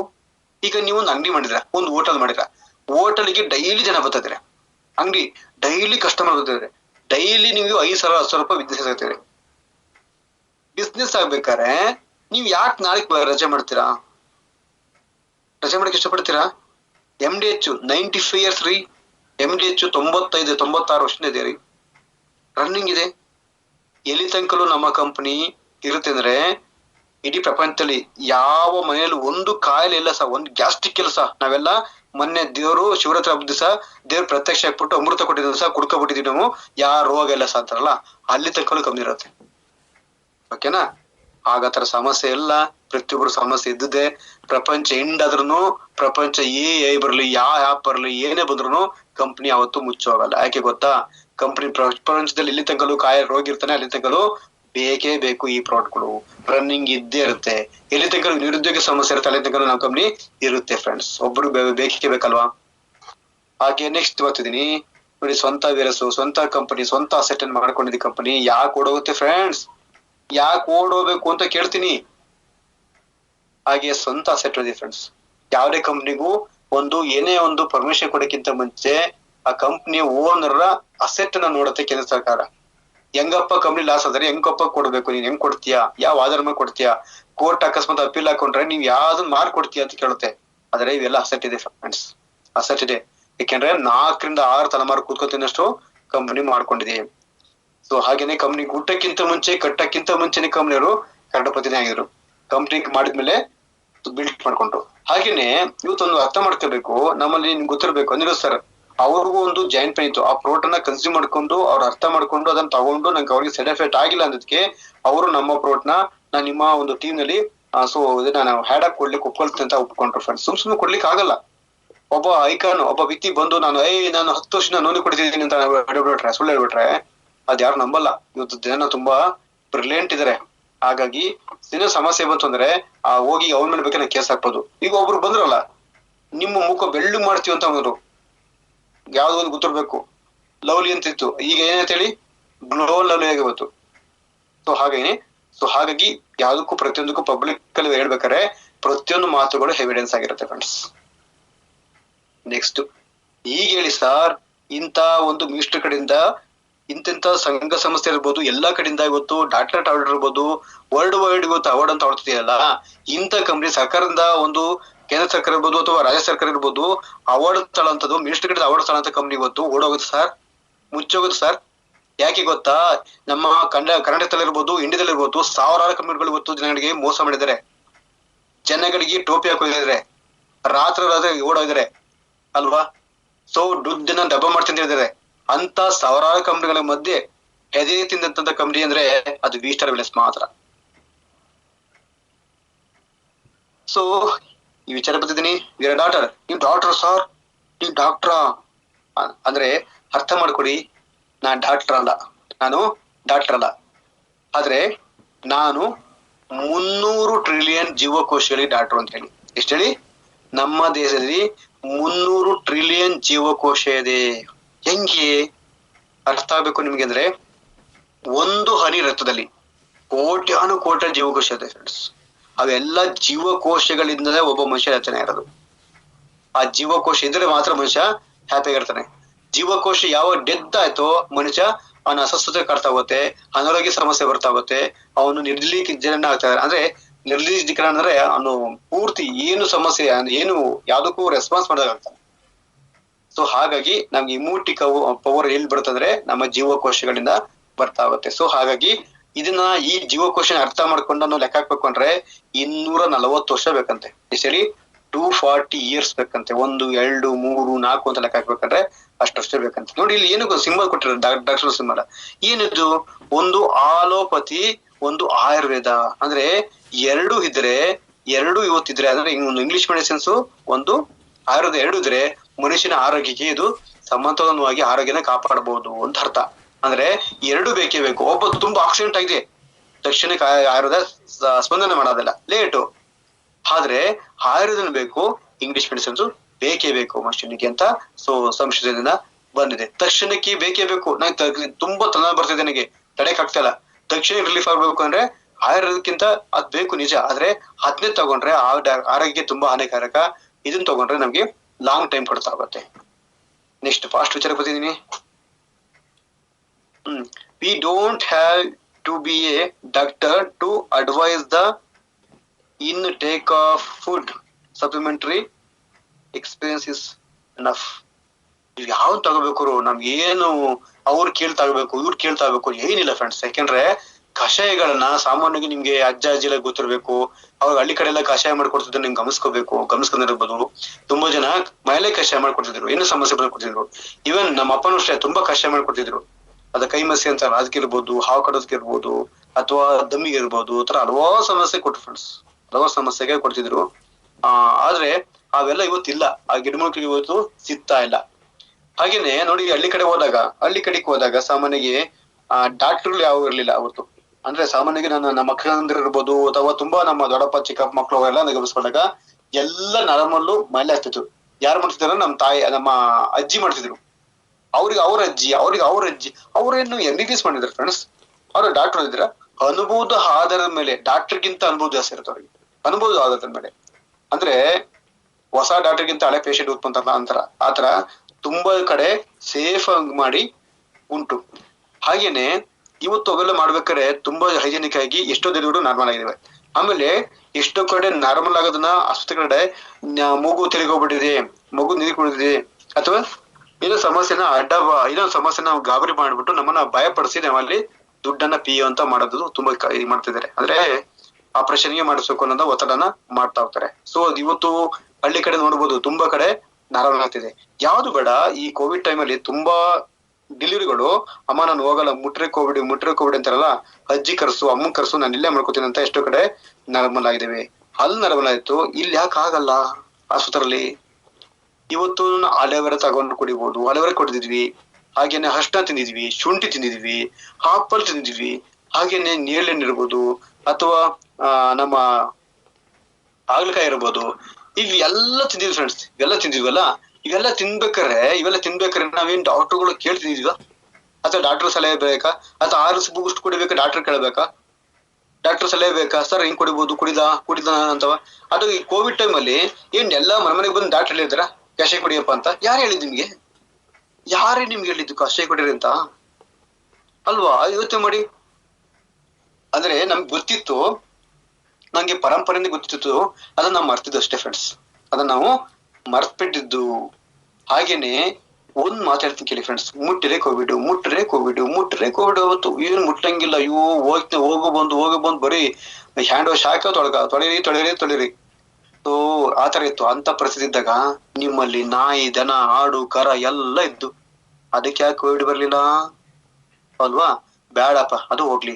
ನಿಮ್ಮಲ್ಲಿ ನಾಯಿ ಅದು ಎಲ್ಲೋ ಸಣ್ಣ ಮರಿಯಿಂದ ತಗೊಬಂದ್ರಿ, ಸಣ್ಣ ಮರಿ ತಗೊಬಂದು ನಿಮ್ಮಲ್ಲೇ ಸಣ್ಣ ಮರಿಯಿಂದ ಸಾಕಿರ್ತಾರ. ಎಲ್ಲೂ ಆಸೆ ಬಿಟ್ಟಿಲ್ಲ, ಯಾವ ನಾಯಿ ಜೊತೆ ಬೆರೆಯಕ್ ಬಿಟ್ಟಿಲ್ಲ, ನಿಮ್ಮಲ್ಲೇ ಬೆಳೆಸಿದ್ರ.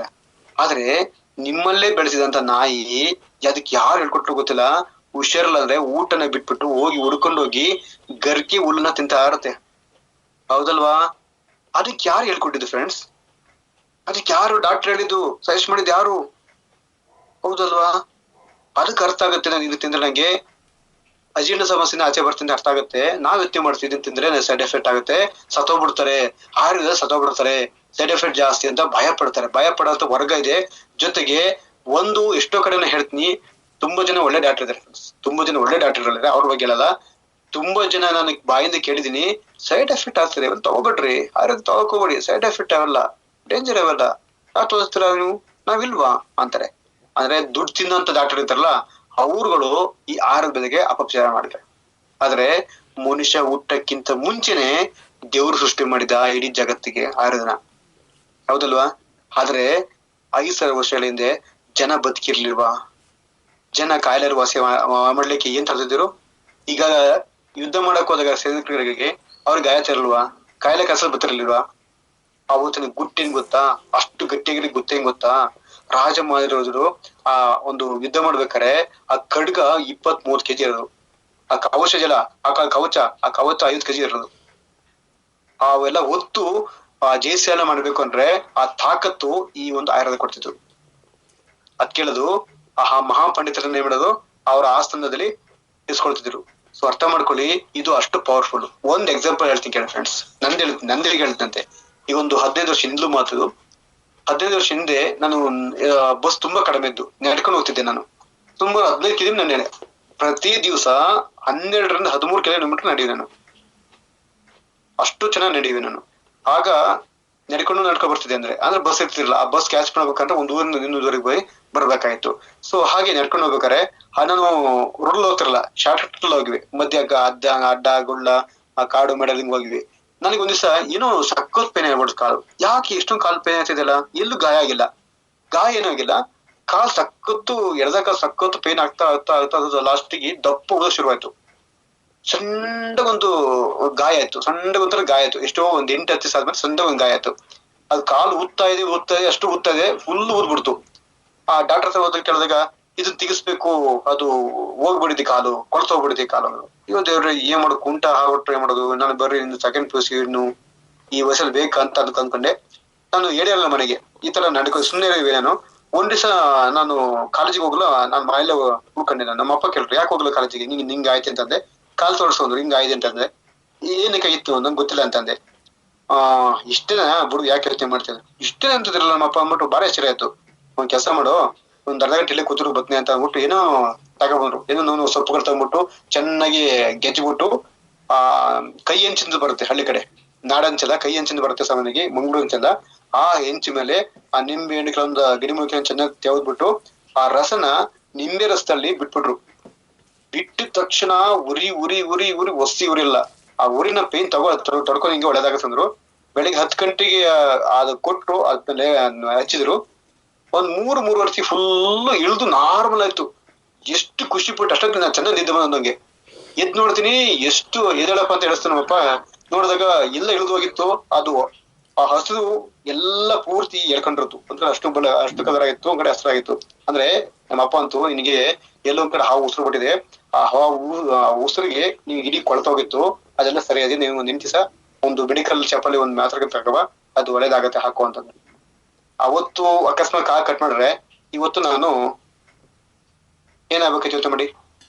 ಹಾಗೆ ನೆಕ್ಸ್ಟ್ ಬರ್ತಿದೀನಿ. When you use such product not consider doctor. ಅಂದ್ರೆ ಡಾಕ್ಟರ್ ಸಹಾಯಕ್ಕೆ ತಗೋಬೇಕಾ, ಕೇಳ್ಕೋಬೇಕಾ, ಕುಡಿಬೋದ ಕೇಳ್ಬೇಕಾ? ಇವ್ ಯಾವ ಕೇಳಂಗಿಲ್ರಿ. ಈಗ ಯುಗಾದಿ ಹಬ್ಬ ಬಂತು, ನಮ್ ಹಿಂದೂಗಳ ಒಂದು ಹೊಸ ವರ್ಷ ಬಂತದೆ. ಈ ಹಬ್ಬದಲ್ಲಿ ಸಿಹಿ ಬೇವು 2 ಕೊಡ್ತಾರೆ. ಯಾಕೆ ಗೊತ್ತಾ? ಈಗ ಬೇವಿನ ಹಬ್ಬ ಏನಕ್ಕೆ ಬೇವನ್ನು ಕೊಡ್ತಾರೆ ಸಾಮಾನ್ಯ ಗೊತ್ತಿರ್ಬೋದು. ಸಣ್ಣ ಒಂದೇ ಕೊಡ್ತೀನಿ ನೋಡಿ. ಈ ಟೈಮಲ್ಲಿ ನಮ್ಮ ಚರ್ಮದ ಮೇಲೆ ಇರ್ಬೋದು ಅಥವಾ ನಮ್ಮ ದೇಹದ ಮೇಲೆ ಹಲವಾರು ಪರಿಣಾಮನ ಬೀರುತ್ತೆ. ಏನು ಈ ಒಂದು ವಾತಾವರಣ. ಆ ವಾತಾವರಣಕ್ಕೆ ಏನ್ ಬೇಕು? ಮುಖ್ಯವಾಗಿ ಚರ್ಮಕ್ಕೆ ರಕ್ಷಣೆ ಬೇಕು. ಆ ದೇಹದಲ್ಲಾಗ್ತಕ್ಕಂತ ಒಂದು ವಾತಾವರಣದಿಂದ ಇನ್ನೊಂದು ವಾತಾವರಣಕ್ಕೆ ಶಿಫ್ಟ್ ಆಗ್ಬೇಕಾದ್ರೆ ಹಲವಾರು ಚೇಂಜಸ್ ಆಗುತ್ತೆ. ಅಂತ ಟೈಮಲ್ಲಿ ತುಂಬಾ ಪರಿಣಾಮಕರ ಕೆಲಸ ಮಾಡುವಂಥದ್ದು ಈ ಒಂದು ಬೇವಿನ ಚಿಗುರು. ಸೊ ಹಾಗಾಗಿ ವೈಜ್ಞಾನಿಕವಾಗಿ ಇರ್ಬೋದು, ಸತ್ಯ ಇರ್ಬೋದು, ಒಂದೊಂದು ಕಾರಣಗಳಿದೆ. ಒಂದೊಂದು ಹಬ್ಬದಲ್ಲಿ ಒಂದೊಂದು ಕಾರಣಗಳನ್ನ ಹಿರಿಯರು ಮಾಡಿದ್ದಾರೆ. ಈಗ ಇದರಲ್ಲಿ ಸಂಸ್ಕೃತದಲ್ಲೇ ಯಾಕೆ ಎಳ್ಳು ಬೆಲೆ ತಿನ್ಬೇಕು ಅಂತಿದ್ದು ಅದಕ್ಕೊಂದು ಕಾರಣ ಇದೆ. ಹಾಗೇನೆ ಇದೊಂದು ವೈಜ್ಞಾನಿಕ ಕಾರಣ ಇದೆ. ಸೊ ಹಾಗಾಗಿ ಇವತ್ತು ಅರ್ಥ ಮಾಡ್ಕೊಳ್ಳಿ, ಈ ಬೇವು ಬೆಳೆ ತಿಂತೀವಲ್ಲ, ಹಾಗೇನೆ ಇವು ಬೇವು ತಿನ್ಬೇಕು ಅಂದ್ರೂ ನಾವೇನ್ ಡಾಕ್ಟರ್ ಕೇಳ್ಬೇಕಾ? ಏನೇನ್ ಅಕಸ್ಮಾತ್ ಅವ್ರ ಸಲಹೆ ತಗೋಬೇಕಾ? ಯಾವ ಅವಶ್ಯಕತೆ ಇವತ್ತು ಇರುದಿಲ್ಲ. ಈಗ ಬರ್ತಿದೀನಿ. ಎಲ್ಲ ಸಾರ್ ನಾನು ಮುಕ್ಕಾಲ್ ಗಂಟೆ ಪ್ಲಾನ್ ಕೊಟ್ಟೆ ಸಾರ್, ಅಂತ ದುಡ್ಡಿಲ್ಲ ಅಂತಾರ ಸರ್. ಏನ್ ಸರ್ ಮಾಡೋದು? ಇವತ್ತು ನೋಡಿ ತುಂಬಾ ಜನ ಮಾಡ್ತೀರಾ, ದುಡ್ಡಿಲ್ಲ ಅಂದ ತಕ್ಷಣ ಅವ್ರಿಗೆ ಹಲವಾರು ಆಫರ್ನ ಕೊಡ್ತೀರಾ. ಹೆಂಗ್ ಗೊತ್ತಾ? ಒಳ್ಳೆ ವ್ಯಕ್ತಿ ಆಗ್ಬಿಟ್ರೆ, ಅಕಸ್ಮಾತ್ ಒಳ್ಳೆ ಲೀಡರ್ ಆಗ್ಬಿಟ್ರೆ, ಸಾರ್ ನೀವ್ ದುಡ್ಡು ಹಾಕ್ಬೇಡಿ ಸಾ, ಕೆಲವ್ರು ಇದಾರೆ, ಲ್ಯಾಪ್ಟಾಪ್ ಕೊಡ್ತೀವಿ ಸರ್ ನಮ್ಮಲ್ಲಿ, ಹಂಗ್ ಕೊಡ್ತೀವಿ, ನನ್ನೊಟ್ಟಿಗೆ ಬಾ ಅಂತಾರಲ್ಲ, ಅಂತರಿರ್ಬೋದು, ಯಾರಿರ್ಬೋದು, ದಯವಿಟ್ಟು ಈ ತರ ಆಕ್ಷೇಪಣೆಗೆ ಹೋಗ್ಬೇಡಿ. ಯಾಕೆಂದ್ರೆ ಮುಳುಗಿಸ್ಬಿಡ್ತಾರೆ. ಅದಕ್ಕೋಸ್ಕರ ಅರ್ಥ ಮಾಡ್ಕೊಳ್ಳಿ, ಇಲ್ಲಿ ದುಡ್ಡಿಲ್ಲ ಅಂದ್ರೆ ದುಡ್ಡನ್ನ ಇಲ್ದಿರೋ ವ್ಯಕ್ತಿಗೆ ಕೊಡ್ಸಕೋತಿರೋದು. ಈಗ ದುಡ್ಡಿರೋ ವ್ಯಕ್ತಿಗೆ ಕೊಡ್ಸಕೋತೀವ? ಇಲ್ಲ. ದುಡ್ಡು ಯಾರಿಗಿಲ್ಲ ಅವ್ರಿಗೆ ಕೊಡ್ಸಕೋತ ಇರ್ಬೇಕಾರೆ ನೀವ್ ಏನ್ ಲಾಜಿಕ್ ಮಾಡ್ಬೇಕು ಅಂದ್ರೆ ಹೇಳ್ಕೊಡ್ತೀನಿ ಕೇಳಿ. ಇವತ್ತು ಅರ್ಥ ಮಾಡ್ಕೊಳ್ಳಿ, ಆ ವ್ಯಕ್ತಿಗೆ ಹೆಂಗೆ ಬಾಯ್ ಬಿಡಿಸ್ಬೇಕು ಅಂದ್ರೆ ಫಸ್ಟ್ ವ್ಯಕ್ತಿ ಹತ್ರ ಅರ್ಥ ಮಾಡ್ಕೋಬೇಕು. ಯಾಕೆ ದುಡ್ಡಿಲ್ಲ ಅಂತಿದ್ದೀನ ಅರ್ಥ ಮಾಡ್ಕೋಬೇಕು. ಯಾಕೆಂದ್ರೆ ದುಡ್ಡಿಲ್ಲ ಅನ್ನೋ ವ್ಯಕ್ತಿ ಹತ್ರ ದುಡ್ಡು ಇರುತ್ತೆ. ಯಾರ ತ ದುಡ್ಡಿಲ್ಲ ಅಂತಾರಲ್ಲ ಅವಂತೂ 100% ದುಡ್ಡು ಇರುತ್ತೆ. 100% ದುಡ್ಡು ಇರುತ್ತೆ. ಇದನ್ನ ಅರ್ಥ ಮಾಡ್ಕೊಳ್ಳಿ. ಯಾರ್ತ ದುಡ್ಡು ಇರಲ್ವೋ ಅವನು ಟ್ರೈ ಮಾಡ್ತಾ ಇರ್ತಾನೆ. ಸರ್ ಒಂದ್ ದಿವಸ ಟೈಮ್ ಕೊಡಿ ಸರ್, ನಾನು ತುಂಬಾ ಇಷ್ಟ ಸರ್, ನಾನು ಮಾಡ್ತೀನಿ ಸರ್ ಅಂತ ಅವನು ಟೈಮ್ ತಗೋತಾನೆ. ಹಾಗಾಗಿ ಇಲ್ಲಿ ಅರ್ಥ ಮಾಡ್ಕೋಬೇಕು. ಆ ದುಡ್ಡಿಲ್ಲ ಅಂದಾಗ ನೀವು ಅಲ್ಲಿ ಅರ್ಥ ಮಾಡ್ಕೊಂಡು ಅವನಿಗೆ ಯಾವುದೇ ಕಾರಣಕ್ಕೂ ನೀವು ದುಡ್ಡನ್ನ ನಾನೇ ಹಾಕ್ತೀನಿ ಅಂತ ಬಿಡಿ, ನೀವ್ ಒಳ್ಳೆ ಲೀಡರ್ ಬಿಡಿ ಸಾ, ನೀವ್ ನಮ್ಮ ಒಟ್ಟಿಗೆ ಬಂದ್ರೆ ಸಾಕು ಸಾ ಅಂತ ಅವ್ನ ಅಡಿ ಮಾಡೋದೇನು, ಲೆಫ್ಟ್ ಮಾಡೋದೇನು, ರೈಟ್ ಮಾಡೋದೇನು, ಫಸ್ಟ್ ರ್ಯಾಂಕ್ ಮಾಡೋದು, ಸೆಕೆಂಡ್ ರ್ಯಾಂಕ್ ಮಾಡೋದು, ತುರೆ ಹಾಕೋದು, ಲಾಸ್ಟ್ ಇವನು ಕೊಬ್ಬಿಸ್ಬಿಟ್ಟು ಕೈ ಬಿಡ್ತಾರ, ಕುರಿ ಕೊಬ್ಬಿಸ್ಬಿಟ್ಟು ಬಿಡ್ತಾರ. ಲಾಸ್ಟ್ ಬಲಿ ಕೊಡಕ್ ಹೋಗಲ್ಲ, ಅವನ ಆರ್ಕೆ ಕುರಿ ಹಾಕ್ತಾನ, ಅವ್ನ್ ಕೆಲಸ ಮಾಡಲ್ಲ. ಸೊ ಹಾಗಾಗಿ ಯಾವ್ದೇ ಕಾರಣಕ್ಕೂ ಡೇ ಒಂದಿದ್ದು ಲೆಫ್ಟ್ಗೂ ಹಾಕೋಬೇಡಿ, ರೈಟ್ಗೂ ಹಾಕೋಬೇಡಿ. ಯಾಕೆಂದ್ರೆ ಅವನು ಬಲಿಷ್ಠವಾಗಿ ನಿಂತ್ಕೋಬೇಕು ಅಂದ್ರೆ ನೀವು ಸೋಂಬೇರಿ ಮಾಡಬಾರ್ದು, ಅವ್ನ ಹ್ಯಾಂಡಿಕ್ಯಾಪ್ ಮಾಡ್ಬಾರ್ದು. ಒಂದ್ ಕಡೆ ಪವರ್ ಹಾಕ್ಬಿಡೋದು, ಒಂದ್ ಕಡೆ ಮಾಡಿ ಸರ್ ಅಂದ್ಬಿಡು. ಯಾರು ಲೆಫ್ಟ್ ರೈಟ್ ಅನ್ನ ಕರೆಕ್ಟ್ ಮಾಡ್ಕೊತಾನೆ ಅವನು ಲಾಂಗ್ ಟೈಮ್ ಇರ್ತಾನೆ. ಅದೇ ವ್ಯಕ್ತಿ 18 ರ್ಯಾಂಕು ಮಾಡ್ತಾನೆ, ಅವ್ನು 18 ರ್ಯಾಂಕು ಮಾಡ್ತಾನೆ ಫ್ರೆಂಡ್ಸ್. ಅರ್ಥ ಮಾಡ್ಕೊಡಿ. ಅವನೊಬ್ಬ ವ್ಯಕ್ತಿ ಮಾತ್ರ ಯಾರು ಪವರ್ ತಾನು ಕೆಲಸ ಮಾಡ್ತಾನೆ, ಇನ್ನೊಬ್ರು ಸವರ್ ಮಾಡ್ಕೊಂಡು ಮಾಡ್ತಾನೆ, ಅವ್ನು ಮಾಡಕ್ ಆಗಲ್ಲ. ಆದ್ರೆ ಯಾರು ಲೆಫ್ಟ್ ರೈಟ್ ಯಾರನ್ನು ಅಪ್ಲೈನ್ಸ್ ಕೇಳ್ಕೊಂಡಾಗ ಮಾಡ್ತಾನಲ್ಲ, ಅವ್ನ್ ಯಾವ್ದೇ ನಿರೀಕ್ಷೆ ಇರೋದಿಲ್ಲ. ಅವ್ನ ಗುರಿ ಒಂದೇ, ನಾನ್ ಗೆಲ್ಬೇಕು ಅಂತ ಗುರಿ ಇರುತ್ತೆ. ಸೊ ಯಾರ ಅಪ್ಲೈ ಮಾಡಲು ಅವನು ಡಿಪೆಂಡ್ ಆಗಲ್ಲ, ಜೊತೆಗೆ ಡೌಟ್ ಇರಲ್ಲ ಅವನಿಗೆ. ಸೊ ಹಾಗಾಗಿ ಐ ಹ್ಯಾವ್ ನೋ ಮನಿ ಅಂದ್ರೆ ಹೇಗೆ ಹೇಳ್ಬೇಕು ಅಂದ್ರೆ ಸಿಂಪಲ್ ಅರ್ಥ ಮಾಡ್ಕೊಡಿ. ಅವತ್ತು ದುಡ್ಡಿಲ್ಲ ನನಗೆ ಹಲವಾರು ರೀತಿ ಹೇಳ್ಬೋದು, ತುಂಬಾ ಎದಿರ್ಬೇಕು. ಅಕಸ್ಮಾತ್ ಇನ್ನೂ ವಿವರಣೆ ಬೇಕು ಅಂದ್ರೆ ನಾನು ನೆಕ್ಸ್ಟ್ ಟೈಮ್ ಹೇಳ್ಕೊಡ್ತೇನೆ ದುಡ್ಡಿಲ್ಲ ಅಂದ್ರೆ ಹೆಂಗ್ ಹೇಳ್ಬೇಕು ಅಂತ. ನಾನು ನೆಕ್ಸ್ಟ್ ಟೈಮ್ ಯಾಕೆಂದ್ರೆ 9:30 ಆಸೆಸಿಂದ ನೆಕ್ಸ್ಟ್ ಟೈಮ್ ನಾನು ಬಿಸ್ನೆಸ್ ಪ್ಲಾನ್ ಬಂದಾಗ ಇದನ್ನ ಹೇಳ್ಕೊಡ್ತಂತೆ, ಹೆಂಗೆ ಅವ್ರ ದುಡ್ಡನ್ನ ಪುಸ್ತಕ ಮಾಡಬೇಕು ಅಂತ. ಈಗ ದುಡ್ಡಿಲ್ಲ ಅಂತಂದ್ರ ಎಕ್ಸಾಂಪಲ್, ಸರ್ ನಂಗೆ ಹುಷಾರಿಲ್ಲ ಸರ್, ತುಂಬಾ ಸೀರಿಯಸ್, ನಂಗೆ ತುಂಬಾ ಸೀರಿಯಸ್ ಅಂದಾಗ ಒಂದು ಆಪರೇಷನ್ ಮಾಡಿಸ್ಬೇಕು ಅಂದಾಗ, ಅಥವಾ ಹೆಂಡತಿಗೆ ಡೆಲಿವರಿ ಆಗೋ ಟೈಮ್ ಬಂತು, ಇಲ್ಲ ಇನ್ನೊಂದು 6 ತಿಂಗಳು ಮುಂದಕ್ಕೆ ಹೋಗಂತ ಹೇಳ್ತೀವ. ಅಥವಾ ಹುಷಾರಿಲ್ಲ ಆಪರೇಷನ್ ಮಾಡಿಸ್ಬೇಕು, ದುಡ್ಡಿಲ್ಲಪ್ಪ ಒಂದ್ 6 ತಿಂಗಳು ಕಡ್ಕಬತ್ತಿ ಅಂತ ಹೇಳ್ತೀವ. ಇಲ್ಲ, ಸೀರಿಯಸ್ ಇದ್ದಾಗ ಮಾಡಿಸ್ಲೇಬೇಕು. ಟೈಮ್ ಅಂತಕ್ಕಂಥದ್ದು ಹೇಳಿ ಕೇಳಿ ಬರಲ್ಲ. ಮಕ್ಳು ಫೀಸ್ ಈಗ ಬಂತು ನೋಡಿ, ಈಗ ಬಂತು ಹಬ್ಬ, ನಿಮ್ದು ಎಲ್ಲರ ಮುಂದೆ ದೊಡ್ಡ ಹಬ್ಬ ಬಂತು, ಮಕ್ಳಿಗೆ ಫೀಸ್ ಫೀಸ್ ಫೀಸ್ ಎಕ್ಸಾಮ್ ಕೂರ್ಸಲ್ಲ ಅಂತಾರಲ್ಲ, ಅಕಸ್ಮಾತ್ ಮಕ್ಳು ಫೀಸ್ ಕೊಡಕ್ಕೆ ನಾನು ಇಲ್ಲಪ್ಪ ನೆಕ್ಸ್ಟ್ ಇಯರ್ ಕೊಡ್ತೀನಿ ಅಂತ ಹೇಳ್ತಾರೆ, ನಿಮ್ ಮಗುನ ಕರ್ಕೊಂಡು ಹೋಗ್ರಪ್ಪ ಅಂತ ಅಂತಾರೆ. ದುಡ್ಡೆಲ್ಲಿ ಬಂತಾಗ ಹೊಂಚಲ್ವಾ? ಹಾಗೇನೆ ಅರ್ಥ ಮಾಡ್ಕೊಳ್ಳಿ, ಇವತ್ತು ದುಡ್ಡು ಅಂತ ಕರೆದು ಯಾರು ಇಟ್ಕೊಂಡ್ರಲ್ಲ. ಹಾಗೇನೆ ಅಕಸ್ಮಾತ್ ದುಡ್ಡು ಇಟ್ಟಿದ್ದು ಎಲ್ಲೋ ಕಳೆದೋಯ್ತು, ಅಥವಾ ನಿಮ್ ಮೊಬೈಲ್ ಮರ್ತೋದ್ರಿ, ಮೊಬೈಲ್ ಬಿದ್ದು ಹೊಡೆದೋಯ್ತು, ಬಡ್ಡಿ ಮಗಂದು ಹೋಗಿದ್ದು ಹೊಡೆದ್ಬಿಡಿ ಸರ್. ಯಾಕೆಂದ್ರೆ ಝೂಮ್ ಮೀಟಿಂಗ್ ಅಲ್ಲಿ ರೌಂಡ್ ಆಗ್ತಿತ್ತು, ಮುಖ ಫೋಟೋ ತೆಗಿಕೋರೆ ಮುಖ ಕ್ಲಾರಿಟಿ ಬರ್ತಿರಲ್ಲ, ಹೋಗಿದ್ದು ಒಳ್ಳೇದು ಮಾಡ್ಸಿದ್ರೆ 15 ರೂಪಾಯಿ ತಳಕ್ ಹೋಗಲ್ಲ, 25 ರೂಪಾಯಿ ಕೊಟ್ಟಾತಾರೆ. ಯಾಕೆಂದ್ರೆ ಒಳ್ಳೇದ್ ಬೇಕು ಅಂತ ತಾತಾರೆ. ದುಡ್ಡು ಎಲ್ಲಿ ಬಂತು? ದುಡ್ಡು ಇರುತ್ತೆ ಫ್ರೆಂಡ್ಸ್, ದುಡ್ಡು ಇರುತ್ತೆ, ಅದನ್ನ ಉಸ್ತು ಮಾಡಬೇಕು. ಯಾಕೆ ಏನ್ ಗೊತ್ತಾ, ಅಕಸ್ಮಾತ್ ಆಯ್ತ್ರಿ ಏನೋ ಎಲ್ಲೋ ಹೋಗ್ಬೇಕು, ದುಡ್ಡು ಸಿಕ್ಬಿಡ್ತು, ಒಂದ್ 15 ರೂಪಾಯಿ ದುಡ್ಡು ಸಿಕ್ಬಿಡ್ತು. ಒಂದು ಅಕಸ್ಮಾತ್ ದುಡ್ಡನ್ನ ಕಳ್ಕೊಂಡ್ರೆ ಏನು ಬರ್ಬತ್ತಾಗ್ಬಿಡ್ತೀರಾ? ಅಕಸ್ಮಾತ್ ದುಡ್ಡು ಸಿಕ್ಕಿದ ತಕ್ಷಣ ಏನು ಶ್ರೀಮಂತರ ಬಿಡ್ತೀರಾ? ನೆವರ್. ಯಾವುದೇ ಕಾರಣಕ್ಕಿಲ್ಲ. ದುಡ್ಡು ಅಂತಕ್ಕಂದು ಕಮ್ಸ್ ಅಂಡ್ ಡ್ರಾಪ್ ಬರುತ್ತೆ ಹೋಗುತ್ತೆ, ಬರುತ್ತೆ ಹೋಗುತ್ತೆ. ಆದ್ರೆ ಅರ್ಥ ಮಾಡ್ಕೊಳ್ಳಿ, ಲೈಫ್ ಅಲ್ಲಿ ಅವತ್ತು ಅಕಸ್ಮಾತ್ ನೀವಿರ್ಬೋದು, ಪ್ರತಿಯೊಬ್ರು ನಮ್ಮಲ್ಲಿ ಯಾರೆಲ್ಲ ಇದ್ದೀರಾ, ಯಾರೆಲ್ಲ ನಾನು ವಾಯ್ಸ್ ಕೇಳ್ತಿದ್ದೀರಾ, ಪ್ರತಿಯೊಬ್ರು ನಿಮ್ಗೂ ಆ ದುಡ್ಡು ತುಂಬಾ ಹೆಮ್ಮರಾಗಿತ್ತು, ನುಂಗಲಾರದ ಬಿಸಿ ತುಪ್ಪ ಆಗಿತ್ತು. ಯಪ್ಪ ಎಲ್ಲೂ ಹಂಚಿದ್ದು ಈ ದುಡ್ಡು 15,000 ರೂಪಾಯಿ ಹೆಂಗ್ ಹಂಚಿದ್ದು ಅಂತ ನಂಗೂ ಸಮಸ್ಯೆ ಆಗಿತ್ತು. ನಾನು ಏನ್ ಮಾಡ್ದೆ ಹೇಳಿ, 4 ಕಡೆ ಕೇಳ್ಕೊಂಡೆ, ಅಲ್ಲಿ ಮಾಡಿದೆ, ಅಲ್ಲಿ ಇಲ್ಲಿಸ್ಕೊಂಡು ಎಲ್ಲೊಂದು ಪಲ್ಟಿಸ್ಬಿಟ್ಟು ಇದು ನನ್ನ ಲೈಫಿಗೆ ಬಂದಿರೋಂತ ಒಳ್ಳೆ ಆಪರ್ಚುನಿಟಿ ಅಂದ್ಬಿಟ್ಟು ನಾವು ನಿಂತ್ಕೊಂಡು, ಇದು ನೀವು ಯಾವಾಗ ಅರ್ಥ ಮಾಡಿಸ್ತಿರೋ, ನಿಮ್ಮ ಸಮಸ್ಯೆ ನಂಗೂ ಈ ತರ ಬಂದಿತ್ತು ಸಮಸ್ಯೆ ಅಂತ ಯಾವಾಗ ನೀವು ಹೇಳ್ಕೊಂಡು ಇದ್ ಮಾಡ್ತಿರೋ, ಲೀಡ್ ಎಕ್ಸಾಂಪಲ್ ಆಗ್ತಿರೋ, ಅದು ಅವನ ಮನಸ್ಸಿಗೆ ಹತ್ರ ಆಗುತ್ತೆ. ಜೊತೆಗೆ ಈ ಕೊಡಂತ ಈ ದುಡ್ಡಿಂದ ನಿಮ್ಮ ಲೈಫ್ ಚೇಂಜ್ ಆಗುತ್ತೆ, ಮಕ್ಕಳ ಭವಿಷ್ಯ ಚೇಂಜ್ ಆಗುತ್ತೆ. ನೀವ್ ಏನ್ ಆಗ್ಬೇಕು, ಏನ್ ಕನ್ಸ್ಕೊಂಡಿದ್ರೆ ಎಲ್ಲ ಅನ್ಸುತ್ತೆ. ನನ್ನ ಯಾವಾಗ ಹೇಳಿ ಹೇಳ್ತಿರೋ, ಯಾವಾಗ ಕನ್ಸನ್ನ ಎಮರೋಗಿ ನಿಲ್ಸ್ಕೊತಿರೋ, ಜೊತೆಗೆ ಈ ದುಡ್ಡು ಬರೀ ತೃಣಕ್ಕೆ ಸಮಾನನಾಗೆ ತುಂಬಾ ಲೋ ಬಜೆಟ್ ನಾಗೆ ಯಾವತ್ ಬಿಂಬಿಸ್ತಿರೋ, ಈ ದುಡ್ಡು ಅವ್ರಿಗೆ ಕಣ್ಮುಂದೆ ದೊಡ್ಡದಾಗ ಕಾಣಲ್ಲ. ಹೇಗೆ ಗೊತ್ತಾ, ಕಣ್ಮುಂದೆ ಪೆನ್ ಇಟ್ಕೊಂಡು ದೊಡ್ಡದಾಗ ಕಾಣ್ತಾ ಇರುತ್ತೆ, ಅಯ್ಯೋ ಇಷ್ಟಪ್ಪದ ಪೆನ್ನು ಅನ್ನಂಗೆ. ಲೈಟ್ ಆಗಿ ಇದ್ದು ಆಗ್ಬೇಕು ಅಂದ್ರೆ ಆ ಪೆನ್ ಅನ್ನ ಸ್ವಲ್ಪ ದೂರ, ನಿಮ್ಮ ಕಣ್ಣಿಂದ ಸ್ವಲ್ಪ ದೂರ ಇಟ್ಬಿಟ್ಟು ನೋಡಿ, ಕಾಣದ 15 ಸಲ ಬಿಡಿ ಸರ್. ಯಾಕೆ ಫ್ರೆಂಡ್ಸ್, ಇವತ್ತು 200 ರೂಪಾಯಿ ಕಾನ್ಸೆಪ್ಟ್ ಇಲ್ವಾ, 1000 ರೂಪಾಯಿಗಿಲ್ವಾ, 10 ರೂಪಾಯಿಗಿಲ್ವಾ, 20 ರೂಪಾಯಿಗಿಲ್ವಾ ಫ್ರೆಂಡ್ಸ್, ಒಂದು 50 ರೂಪಾಯಿಗಿಲ್ವಾ, 1 ಲಕ್ಷಕ್ಕಿಲ್ವಾ, 3 ಲಕ್ಷಕ್ಕಿದೆ ಫ್ರೆಂಡ್ಸ್. 3 ಲಕ್ಷ ಒಂದ್ ಐಡಿಗಿದೆ ಫ್ರೆಂಡ್ಸ್. ಅರ್ಥ ಮಾಡ್ಕೊಳ್ಳಿ, ಅವ್ರ ಹೆಂಗ್ ಮಾಡ್ತಿದಾರೆ. ಅವ್ರದ್ದು ಕಂಪ್ನಿ ಇಲ್ವಾ, ಆ ಕಂಪ್ನಿ ನಡೀತಾ ಇಲ್ವಾ? ಇವತ್ತು ಆಗುತ್ತೆ ಫ್ರೆಂಡ್ಸ್. ನಾವ್ ಹೆಂಗೆ ಹೇಳ್ತೀವಿ ಅದ್ರ ಮೇಲೆ ಡಿಪೆಂಡ್ ಆಗುತ್ತೆ ಅಷ್ಟೇ. ಸರ್ ನಂಗೆ ಟೈಮ್ ಸಿಗಲ್ಲ, ತುಂಬಾ ಬಿಸಿ ಸರ್, ಮೋದಿಗಿಂತ ದೇವ್ರಿಗಿಂತ ತುಂಬಾ ಬಿಸಿ ಸರ್, ನಂಗೆ 24 ಗಂಟೆ ಸಾಲ್ತಾ ಇಲ್ಲ ಸರ್, ಇನ್ನೂ 1-2 ಗಂಟೆ ಬೇಕು ಅಂತ ದೇವ್ರ ಕೇಳ್ತಿದ್ದೀನಿ ಸರ್, ಕೊಡ್ತಾ ಇಲ್ಲ.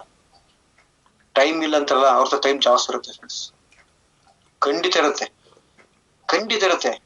ನೀವ್ ಏನ್ ಮಾಡಿ ಗೊತ್ತಾ, ಈ ಪೆನ್ ತನಲ್ಲ, ಅವ್ರ ಪೆನ್ ನಲ್ಲಿ ಒಂದು ಕೋಳಿ ಮೊಟ್ಟೆ ಬಿಡ್ರಿ, ಬಿಡ್ರಲ್ವಾ, ಅದನ್ನ 4 ಭಾಗ ಮಾಡಿ, ಇಲ್ಲ ಪ್ಲಸ್ ಹಾಕಿ, ಎಡಗಡೆಗೆ ಒಂದ್ ಗೀಟು, ಮೇಲಿನ ಒಂದ್ ಕೆಳಗೆ ಒಂದ್ ಗೀಟ್ ಹಾಕಿ, ಅಲ್ಲಿ ಪ್ಲಸ್ ಆಯ್ತಲ್ಲ, ಆ ಪ್ಲಸ್ ಅದರಲ್ಲಿ ಬರ್ಕೊಳ್ಳಿ, ಆ ಸರ್ಕಲ್ ಆಚೆ ಬರ್ಕೊಳ್ಳಿ. ಎಷ್ಟು ಗಂಟೆ ದಿವಸಕ್ಕೆ? 24 ಗಂಟೆ ಅಂತ ಬರ್ಕೊಳ್ಳಿ. ಮತ್ತೆ ಸರ್ಕಲ್ ಒಳಗೆ ಬನ್ನಿ, ಈ 24 ಗಂಟೆಲಿ 8 ಗಂಟೆ ನಿದ್ರೆ ಅಂತ ಬರ್ರಿ ಒಂದ್ ಕಲಮಲ್ಲಿ. ಇನ್ನೊಂದ್ ಕಲಮಲ್ಲಿ 8 ಗಂಟೆ ಉದ್ಯೋಗ ಅಥವಾ ಕೆಲಸ ಅಂತ ಆಗ್ಬೇಕು. 8 ಎಷ್ಟಾಯ್ತು? 16 ಗಂಟೆ ಆಯ್ತು. 16 ಗಂಟೆನಲ್ಲಿ 16 ಗಂಟೆ ಆಯ್ತು. ಆ 16 ಗಂಟೆನಲ್ಲಿ ಇನ್ನೂ ಟೈಮ್ ಉಳಿದಿಲ್ಲ. ಆ 16 ಗಂಟೆಲಿ ಟೈಮ್ ಹೊಡೆದಾಗ 4 ಗಂಟೆ ಇನ್ನೊಂದು ಬಾಕ್ಸ್ ಹೊಡಕ್ಕೆ 4 ಗಂಟೆ ಅಂತ. ಈ 4 ಗಂಟೆ ಏನ್ ಮಾಡ್ತೀಯಾ? ನಿನ್ನ ಫ್ಯಾಮಿಲಿಗೆ ನಾನು ಟೈಮ್ ಕೊಡ್ತು 4 ಗಂಟೆ ಅಂದ್ರೆ ನನ್ನ ಫ್ಯಾಮಿಲಿ ಕೊಟ್ಟೆ. 8 ಗಂಟೆ ಜಾಬು, 8 ಗಂಟೆ ನಿದ್ದೆ ಮಾಡ್ಕೊಂಡು 4 ಗಂಟೆ ಫ್ಯಾಮಿಲಿ ಕೊಟ್ಟೆ. ಅಲ್ಲಿಗೆ 8 16 20 ಆಯ್ತು. 20 ಗಂಟೆ ಫ್ಯಾಮಿಲಿ ಕೊಟ್ಟೆ. ಇನ್ 4 ಅವರ್ ಏನ್ ಮಾಡ್ತೀಯ? ಧಾರಾವಾಹಿ, ಕಂಡ್ರ ಮನೆ ವಿಚಾರ, ಆ ಸಂಸಾರ ಈ ಸಂಸಾರ ವಿಚಾರಗಳು ಮಾಡ್ಕೊಂಡು ಟೈಮ್ ಯಾಕೆ ವೇಸ್ಟ್ ಮಾಡ್ತೀಯ? ಬೇಡಪ್ಪ, ಇನ್ನೂ ಕೆಲಸ ಮಾಡು. ಇನ್ನು 3 ಗಂಟೆ ನೀನು ನಿನ್ನ ಫ್ಯಾಮಿಲಿ, ನಿನ್ನ ವೈಯಕ್ತಿಕವಾಗಿ ಇನ್ಸ್ಟಾಗ್ರಾಮು, ಯಾವ ಫೇಸ್ಬುಕ್ ಏನ್ ಮಾಡ್ತೀನಿ ನೋಡ್ಕ. 1 ಅವರ್ ಫ್ರೀ ಆಗಲ್ಲ. 1 ಅವರ್ ಫ್ರೀ ಆಗಲ್ಲ ನೀನು. 1 ಅವರ್ ನಿನ್ನ ಮಕ್ಕಳಿಗೋಸ್ಕರ, ನಿನ್ನ ಭವಿಷ್ಯಕ್ಕೋಸ್ಕರ, ನಿನ್ನ ಜೀವನ ಉದ್ಧಾರಕ್ಕೋಸ್ಕರ, ನಿನ್ನ ಭವಿಷ್ಯದಿಂದ ಈ ಸಂಕಷ್ಟದಿಂದ ಆಚೆ ಬರ್ಲಿಕ್ಕೋಸ್ಕರ, ಮಕ್ಕಳು ಒಳ್ಳೆ ಮಟ್ಟಕ್ಕೆ ಬರ್ಬೇಕು, ಒಳ್ಳೆ ಸ್ಥಾನಮಾನ ಬರ್ಬೇಕು ಅಂತ ಇಷ್ಟು ಕಷ್ಟ ಪಡ್ತಿಲ್ಲ. ಈ ಕಷ್ಟಕ್ಕೆ, ನಿನ್ನ ಸಮಸ್ಯೆಗೆ, ಈ ಒಂದು ಬಡ್ಡಿ ಸಾಲಕ್ಕೆ, ಸಾಲ ಮಾಡೋದಕ್ಕೆ, ಹೊರ ಬರ್ಲಿಕ್ಕೆ ನಾನು ಸದಸ್ಯತೆ ಮೇಲೆ ಇದೆಯಾ? ಇಲ್ಲ ಅಂತಿದೆಯಲ್ಲ. ನನ್ನೊಟ್ಟಿಗೆ 1 ಅವರಿಗೆ ಕೊಡಕ್ ಸಾಧ್ಯತೆ ಇದ್ರೆ ರೀಜನ್ ಮೇಲೆ ನನ್ನೊಟ್ಟಿಗೆ ನಿನ್ಗೂ ನಾನು 1 ಅವರ್ನ ಡಬಲ್ ಮಾಡ್ಕೊಡ್ತೀನಿ. ನೀನ್ ಡೈಲಿ 1 ಅವರ್ ಕೊಟ್ರೆ, ಡೈಲಿ ನಾವು ಅವರಿಗೆ 1 ಅವರ್ ಈ ತರ ಕೊಟ್ರೆ, ನಾನು ನಿನ್ಗೆ 1000 ಗಂಟೆನ ಉಚಿತ ಕೊಡ್ತೀನಿ. ಹೆಂಗ್ ಗೊತ್ತಾ? ಈ ತರ ಸಂಡೆ ಬರ್ತಕ್ಕಂಥ ಸಂಡೆನ ಡೈಲಿ 1 ಅವರ್ ಬೇಡ, ವೀಕ್ಲಿ 1 ಅವರ್ ಕೊಟ್ರೆ 1,000 ಸಂಡೆಗಳ ಕೊಟ್ರೆ ನಾನು ನಿನ್ ಲೈಫ್ ಟೈಮ್ ಸಂಡೆಗಳ ಉಚಿತ ಕೊಡ್ತೀನಿ. ಅಂದ್ರೆ ಲೈಫ್ ಟೈಮ್ ಸಂಡೆನ ಫ್ರೀಯಾಗಿ ಎಂಜಾಯ್ ಮಾಡೋದಷ್ಟೇ ಕೆಲಸ. ಎಲ್ಲೂ ಹೋಗಂಗಿಲ್ಲ, ಫ್ರೀಗೆ ಎಂಜಾಯ್ ಮಾಡೋದು ಮಕ್ಕಳೊಟ್ಟಿಗೆ, ಮರಿ ಮಕ್ಕಳೊಟ್ಟಿಗೆ ಎಂಜಾಯ್ ಮಾಡೋದು. ಈಗ ಯೋಚನೆ ಮಾಡು, ಈಗ ಡ್ಯೂಟಿ ಮಾಡ್ತೀಯ ಎಷ್ಟೊತ್ತು, ಸೋಮವಾರದ ಶನಿವಾರ ತನಕ ಡ್ಯೂಟಿ ಮಾಡ್ತೀಯ. 6 ದಿನ ಬರೀ ಡ್ಯೂಟಿ ಮಾಡ್ಕೊಂಡೇ ಕೆಲಸ ಮಾಡ್ತೀಯಲ್ವಾ. 6 ದಿನ ಕೆಲಸ ಮಾಡ್ತೀಯ, 1 ದಿವಸ ಅರೆಸ್ಟ್ ಹೋಗ್ತೀಯ. ಅಂದ್ರೆ 60 ವರ್ಷ ಬರೀ ಬೇರನ್ನ ಉದ್ಧಾರ ಮಾಡಕ್ಕೋಸ್ಕರ ಕೆಲಸ ಮಾಡ್ತೀಯ. ಆ ವಾರದಲ್ಲಿ 6 ದಿವಸ ಬೇರನ್ನ ಉದ್ಧಾರ ಮಾಡಕ್ಕೋಸ್ಕರ ಕೆಲಸ ಮಾಡ್ತೀಯ, 1 ದಿವಸ ಫ್ರೀ ಐತಿಲ್ಲ. ಆದ್ರೆ ಈ ತರ ನಂಗೆ 1 ದಿವಸ ಫ್ರೀ ಕೊಡು, ನಾನ್ ನಿನ್ಗೆ ವಾಪಸ್ 3-5 ವರ್ಷದೊಳಗೆ ನಿನಗೆ ಆ ತರ 6 ಡೇನ ಶನಿವಾರದಿಂದ ಸೋಮವಾರದಿಂದ ಶನಿವಾರ ತನಕ ಫ್ರೀ ಕೊಡ್ತೀನಿ. ಒಂದ್ ಸಂಡೆ ನಮ್ಮೊಟ್ಟು ನಿನ್ಕೋ, 6 ದಿವಸ ನಿಮ್ ಮಕ್ಕಳೊಟ್ಟಿಗೆ ಎಂಜಾಯ್ ಮಾಡ್ಕೊಂಡು ಖುಷಿ ಖುಷಿಯಾಗಿ ಕ್ರಿಕೆಟ್ ಆಡ್ಕೊಂಡು ನಿದ್ದೆ ಮಾಡ್ಕೋ, ಜಾಲಿಯಾಗಿರು, ಎಲ್ಲರ ಹೋಗು, ನಿನ್ ಫ್ರೀ ಮಾಡ್ಕೊಡ್ತೀನಿ. ಯಾವ್ದು ಮುಖ್ಯ ಅಂತ, ಹೌದಲ್ವಾ? ಹಾಗೇನೆ ಬರ್ತೀನಿ ನೋಡಿ, ಲಾಜಿಕ್ ಬಂತು. ಈಗ ಗ್ರೂಪ್ ಪಿಕ್ನಿಕ್ ಎಲ್ಲೋ ಹೋಗ್ತಾರೆ, ಎಂಜಾಯ್ ಮಾಡ್ತಾರೆ, ಅಥವಾ ಸೋಷಿಯಲ್ ಮೀಡಿಯಾದಲ್ಲಿ ತುಂಬಾ ಬ್ಯುಸಿ ಆಗಿರ್ತಾರೆ. ಎಲ್ಲ ಇರ್ತಾರೆ ಫ್ರೆಂಡ್ಸ್, ಎಲ್ಲ ಇರ್ತಾರೆ. ಯಾರು ಅಷ್ಟೊಂದು ಬ್ಯುಸಿ ಆಗಿರಲ್ಲ. ಅವ್ರನ್ನ ಕೆಣಕ್ಬೇಕು, ಅವರ ಭಾವನೆ ಮೂಲಕ ಅವ್ರನ್ನ ಹೊಡಿಬೇಕು. ಯಾವತ್ತು ಅವರ ಯಾವ ಭಾವನೆಗಳನ್ನ ನಾವು ಅರ್ಥ ಮಾಡ್ಕೋತೀವೋ. ಇಂಡಿಯನ್ಸ್ ಅಲ್ಲಿ ತುಂಬಾ ಲಾಜಿಕ್ ಇದೆ ಫ್ರೆಂಡ್ಸ್. ಬೇರೆ ದೇಶಕ್ಕಿಂತ ಭಾರತೀಯರು ನೋಡಿ 2 ಬೆನಿಫಿಟ್ಸ್ ಇದೆ. ಡೈರೆಕ್ಷನ್ ಇಂಡಸ್ಟ್ರಿ ಬೆಳಿಲಿಕ್ಕೆ 2 ಆಪ್ಷನ್ಸ್. ಒಂದು, ಬೇರೆ ದೇಶದಲ್ಲಿ ಜನಸಂಖ್ಯೆ ತುಂಬಾ ಕಮ್ಮಿ, ನಮ್ಮದಲ್ಲಿ ಜನಸಂಖ್ಯೆ ಜಾಸ್ತಿ, ಪ್ಲಸ್ ಒಂದಾಯ್ತು. 2ನೇದು, ನಮ್ಮಲ್ಲಿ ಯುವಕರ ಸಂಖ್ಯೆ ಜಾಸ್ತಿ ಇದೆ, 2ನೇದು. 3ನೇದು, ಇಂಡಿಯನ್ಸ್ ಭಾವಜೀವಿಗಳು, ಭಾವನಾತ್ಮಕ ಅವ್ರನ್ನ ಕಿಲ್ ಮಾಡ್ಬೇಕು, ಅಂದ್ರೆ ಅರ್ಥ ಮಾಡಿಸ್ಬೇಕು. ಅರ್ಥ ಮಾಡಿಸಿದಾಗ ಅವ್ರು ಖಂಡಿತ ಬಂದೇ ಬರ್ತಾರೆ. ಯಾವಾಗ ಅವ್ರಿಗೆ ಅರ್ಥ ಆಗುತ್ತೆ, ಹೌದು ಇಷ್ಟೊಂದು ತಪ್ಪು ಮಾಡ್ತಿದೀನಿ, ಬೇರೆ ವರ್ಷ ಕೆಲಸ ಮಾಡ್ತಿದ್ದೀನಿ, ಇಷ್ಟೊಂದು ಸಂಪಾದನೆ ಮಾಡಿದೆ, ವರ್ಷ ಅಲ್ಲ ಫ್ರೆಂಡ್ಸ್, ವರ್ಷ ಹಬ್ಬ ಬರ್ತಿದೆ. ಪ್ರತಿ ವರ್ಷ ಹಬ್ಬ ಮಾಡ್ತೀರಾ, ಪ್ರತಿ ವರ್ಷ ಗೌರವ ಮಾಡ್ತೀರಾ, ಧನಲಕ್ಷ್ಮಿ ಹಬ್ಬ ಮಾಡ್ತೀವಿ, ದೇವ್ರನ್ನ ಎಲ್ಲಾ ರೀತಿ ಬೇಡ್ಕೋತೀರಾ. ದೇವ್ರ ಗೌರಮ್ಮ ಅಥವಾ ಧನಲಕ್ಷ್ಮಿ ನಮ್ಮನೆಗೆ ಬರಮ್ಮ, ನಮ್ಮನೆಗೆ ಬರೋ ಅಂತ ಹಾಡು ಹಾಕಿದ್ದು ದಿವಸ ವರ್ಷ ಪೂಜೆ ಮಾಡಿದ್ದು. ಯಾಕೆ ಲಕ್ಷ್ಮಿ ಬರ್ತಲ್ಲ ನಮ್ಮನೆಗೆ? ಅದೇ ಸಮಸ್ಯೆ ಕೆರೆ ಆಗ್ತಿದ್ದಿಲ್ಲ ಯಾಕೆ? 6 ಕತ್ತೆ ಕಾಯಿಲೆ 3 ಕಿಳಿಯಕ್ಕಾಗಿಲ್ಲ, ಅದೇ ಯುಗಾದಿ ಹಬ್ಬ ಬಂತು, ಬರ್ತಾ ಇರುತ್ತೆ. ಒಂದ್ ಮಾತು ಹೇಳ್ತೀನಿ ಕೇಳಿ ಫ್ರೆಂಡ್ಸ್, ನಿಮ್ಮಲ್ಲಿ ದುಡ್ಡಿದ್ರೆ ಯಾವತ್ ಬೇಕಾದ್ರೂ ಯುಗಾದಿ ಮಾಡ್ಬೋದು, ನಿಮ್ಮಲ್ಲಿ ದುಡ್ಡಿದ್ರೆ ಯಾವತ್ ಬೇಕಾದ್ರೆ ಬರ್ತಡೇ ಮಾಡ್ಕೋಬಹುದು, ನಿಮ್ಮಲ್ಲಿ ದುಡ್ಡಿದ್ರೆ ಏನ್ ಬೇಕು ಮಾಡ್ಬೋದು. ಫ್ರೆಂಡ್ಸ್, ನೀವು ಗೆಲ್ಲೋ ತನಕ ನಿಮ್ಮನ್ನ ಯಾರು ನಂಬಲ್ಲ. ನೀವು ಸಾಧನೆ ಮಾಡಿ ಬನ್ನಿ, ಸಾಧನೆ ಮಾಡಿ ಬಂದ್ಮೇಲೆ ಕೇಶವಮೂರ್ತಿ ನೀವ್ ಯಾವ ಫ್ರೀ ಇದೆಯಾ ಅವತ್ತು ಬರ್ತಡೇ ಮಾಡ್ತೀನಿ, ಫ್ರೀ ಇದೆಯಾ ಅಂತ ಹೇಳ್ತಾರೆ. ಆ ತರ ಬರುತ್ತೆ ಫ್ರೆಂಡ್ಸ್, ಆ ತರ ಬರುತ್ತೆ. ಹಾಗಾಗಿ ಈಗ ಪ್ರತಿಯೊಬ್ಬರು ಅವಕಾಶನ ಕೊಡಿ. ಇಲ್ಲಿ ಟೀಮ್ ವರ್ಕ್ ಕೆಲಸ ಮಾಡ್ತೀವಿ, ಏನು ಒಬ್ರು ಮಾಡೋದಲ್ಲ. ಬೀಚ್ ತರ ಅಲ್ಲಿ one time effort life time income. ಆ ಇನ್ಕಮ್ ಬರ್ಬೇಕು ಅಂದ್ರೆ ನೀವು ಇಲ್ಲಿ ಕೆಲ್ಸನ ನಜಿಕ್ವರೆಗೂ ಸಿಸ್ಟರ್ ತನಕ ಚೆನ್ನಾಗಿ ಕೆಲಸ ಮಾಡಿ, ಒಳ್ಳೆ ಟೀಮ್ ಕಟ್ಕೊಳ್ಳಿ, ನಿಮ್ ಪರವಾಗಿ 100 ಜನ ಕೆಲಸ ಮಾಡ್ಕೊಳ್ಳಿ, ಅವ್ರ ಟ್ರೈನಿಂಗ್ ಕೊಡಿ, ಅವ್ರ ಕೆಲಸನ ವಾಲಂಟಿಯರ್ ಆಗಿ ಹೋಗಿ ಫೀಲ್ಡ್ ಒಳಗೆ ಕೆಲಸ ಮಾಡಂಗ್ ಮಾಡಿ. ಆದ್ರೆ 6 ರ್ಯಾಂಕ್ ವರ್ಗು ನೀವ್ ಮಾಡ್ತೀರಾ, 6 ರ್ಯಾಂಕ್ ಇಂದ 18 ರ್ಯಾಂಕ್ ವರ್ಗು ಮಾಡಂತಾರೋ ನಿಮ್ ಟೀಮ್ 18 ರ್ಯಾಂಕ್ ಮಾಡೋ ಜನ ಅವ್ರು ಮಾಡ್ತಾರೆ. ನಾನು 6 ರ್ಯಾಂಕ್ ಮಾಡಿದೆ, ನನ್ನ ಟೀಮ್ ಕೆಲಸ ಮಾಡ್ತಿದೆ, ಕೆಲಸ ಮಾಡಿ ಇವತ್ತು 9th ರ್ಯಾಂಕ್ ಕಂಪ್ಲೀಟ್ ಆಗಿ ಇವತ್ತು 10th ರ್ಯಾಂಕ್ ಬರ್ತಿದ್ದೀನಿ. ಯಾರು ಮಾಡಿದ್ದು? ಏನ್ ಗೊತ್ತಾ? ಸಿದ್ದರಾಮಯ್ಯ ಬಸ್ಸಿಗೆ, ರಷ್ಯರ ಬಸ್ಸಿಗೆ ಮೀಟಲ್ ನಿಂತ್ಕೊಳ್ಳಿ, ಸಿದ್ದರಾಮಯ್ಯಕ್ಕೆ JNK ಮಸಾಲ ನಿಂತ್ಕೊಳ್ಳಿ, ಕರ್ಕೊಂಡೋಗಿ ಸಿಟಿ ಕೊಡ್ಸ್ಬಿಡ್ತಾರೆ. ಅಥವಾ ತಿರುಪತಿನಲ್ಲಿ ರಷ್ಯರ್ ಅಂತ ಕ್ಯೂ ನಿಂತ್ಕೊಳ್ಳಿ, ಗೋವಿಂದಾನಿ ಕರ್ಕೊಂಡೋಗಿ ದರ್ಶನ ಮಾಡಿ ಲಾಡು ತಿನ್ಸಿ ಕರ್ಕೊಂಡ್ಬರ್ತಾರೆ. ಆದರೆ ಇದು ತಪ್ಪು ಮಾಡ್ಬಾರ್ದು. ಅಷ್ಟೊಂದು ಕಷ್ಟಪಟ್ಟು ಹೋಗಿರ್ತೀವಿ, ಅಷ್ಟೊಂದು ನಿದ್ದಿಗಟ್ಟಿಗಳು ಹೋಗಿರ್ತೀವಿ, ಆ ಗೋವಿಂದ ನೋಡಕ್ಕೆ ಅಂತ ಹೋಗಿರ್ತೀವಿ, ಅಲ್ಲಿ ಕಣ್ಣು ಮುಚ್ಕೆ ಬಿಡ್ಕೊಳ್ಳೋದು, ಅವನು ತಳ್ಳಿರ್ತಾನೆ, ಆಲ್ರೆಡಿ 3 ಕಿಲೋಮೀಟರ್ ಇಂದ ಬಂದಿರ್ತೀವಿ. ತಪ್ಪು ಮಾಡ್ಬಾರ್ದು. ಅಂದ್ರೆ ಅವಕಾಶ ಸಿಕ್ಕಿದೇನ ಅವಕಾಶನ ಬಳಸ್ಕೋಬೇಕು ಅನ್ನೋದು ಉದ್ದೇಶ, ಹೌದಲ್ವಾ? Next 100% satisfaction guarantee. Side effect ಇಲ್ಲ, ನಮ್ಗಂತೂ ಸೈಡ್ ಎಫೆಕ್ಟ್ ಆಗಿಲ್ಲ, ಆಗೋದು ಇಲ್ಲ, ಯಾವ್ದೇ ಕಾರಣಕ್ಕೂ. ಯಾಕೆ ಗೊತ್ತಾ? ಅಂತ ಜೀನನ್ ಪ್ರಾಡಕ್ಟ್ ಅಲ್ಲ ರೀ. ಸೈಡ್ ಎಫೆಕ್ಟ್ ಆಗ್ಲಿಕ್ಕೆ ಕಂಪ್ನಿಗೆ ಏನಾದ್ರು ಸಮಸ್ಯೆ ಇದೆಯಾ? ಇಲ್ಲ. ಕಂಪ್ನಿ ಲಾಭ ಮಾಡಕ್ ನೋಡುತ್ತೆ ಹೊರತು ಕಂಪ್ನಿ ಬೆಳಿಬೇಕು ಅಂತ ನೋಡ್ತು. ನಾನು ಸೈಡ್ ಎಫೆಕ್ಟ್ ಮಾಡ್ಕೋಬೇಕು, ನಾನು ಕ್ವಾಲಿಟಿ ಚೇಂಜ್ ಮಾಡ್ಕೋಬೇಕು, ನಂಗೆ ಲಾಭ ಜಾಸ್ತಿ ಬೇಕು ಅಂತ ಮಾಡ್ತಿದ್ಯಾ? ಇಲ್ಲ. ದಿನಕ್ಕೆ ಕ್ವಾಲಿಟಿ ಇಂಪ್ರೂವ್ ಮಾಡ್ಕೊಂಡಿದೆ. ಯಾವ್ದೇ ಕಾರಣಕ್ಕೂ ಸೈಡ್ ಎಫೆಕ್ಟ್ ಆಗೋದಿಲ್ಲ, ಆಗೋದು ಇಲ್ಲ. ಹಾಗೇನೆ ಇವತ್ತು ಅದನ್ನ ಅರ್ಥ ಮಾಡ್ಕೋಬೇಕು. ನಮ್ಗೆ ಪ್ರಾಡಕ್ಟ್ ಕೊಟ್ಟಿರ್ತಕ್ಕಂತ ಸರ್ಟಿಫೈಡ್ ನಿಂಗೆ ಗಮನಿಸ್ಕೋಬಹುದು. ಬೇಕಾದ್ರೆ ಗೂಗಲ್ ಚೆಕ್ ಮಾಡ್ಕೊಳ್ಳಿ, ಅದ್ರ ಬಗ್ಗೆ ಡೀಟೇಲ್ಸ್ ಫುಲ್ ಬರುತ್ತೆ. ಯಾವ ಸರ್ಟಿಫಿಕೇಟ್ ಯಾಕೆ ಕೊಟ್ರು, ಏನಕ್ಕೆ ಕೊಟ್ರು, ಯಾವ ವ್ಯಕ್ತಿ ಕೊಟ್ಟ, ಏನಕ್ಕೆ ಕೊಟ್ಟ, ಎಲ್ಲ ಇದೆ ಫ್ರೆಂಡ್ಸ್. ಓಕೆನಾ? ಒಂದು ಪ್ರೊಫೈಲ್ ಬಗ್ಗೆ ಹೇಳ್ಕೊಡ್ತಾನೆ, ಆಗ ನಿಜರ ಬಗ್ಗೆ ಡೀಟೇಲ್ಸ್ ಅನ್ನ ಕೊಡ್ತೀನಿ. If anythings goes wrong by using our road, ನಮ್ಗೆ ಏನಪ್ಪ ಸಮಸ್ಯೆ ಆಗತ್ತೆ, ನಮ್ಗೆ ಯಾರು ಆಗಿಲ್ಲ ಬಿಡಿ. How your company distribute use payout to people. ಒಂದು ಉದಾಹರಣೆ ಕೊಡ್ತೀನಿ ಫ್ರೆಂಡ್ಸ್.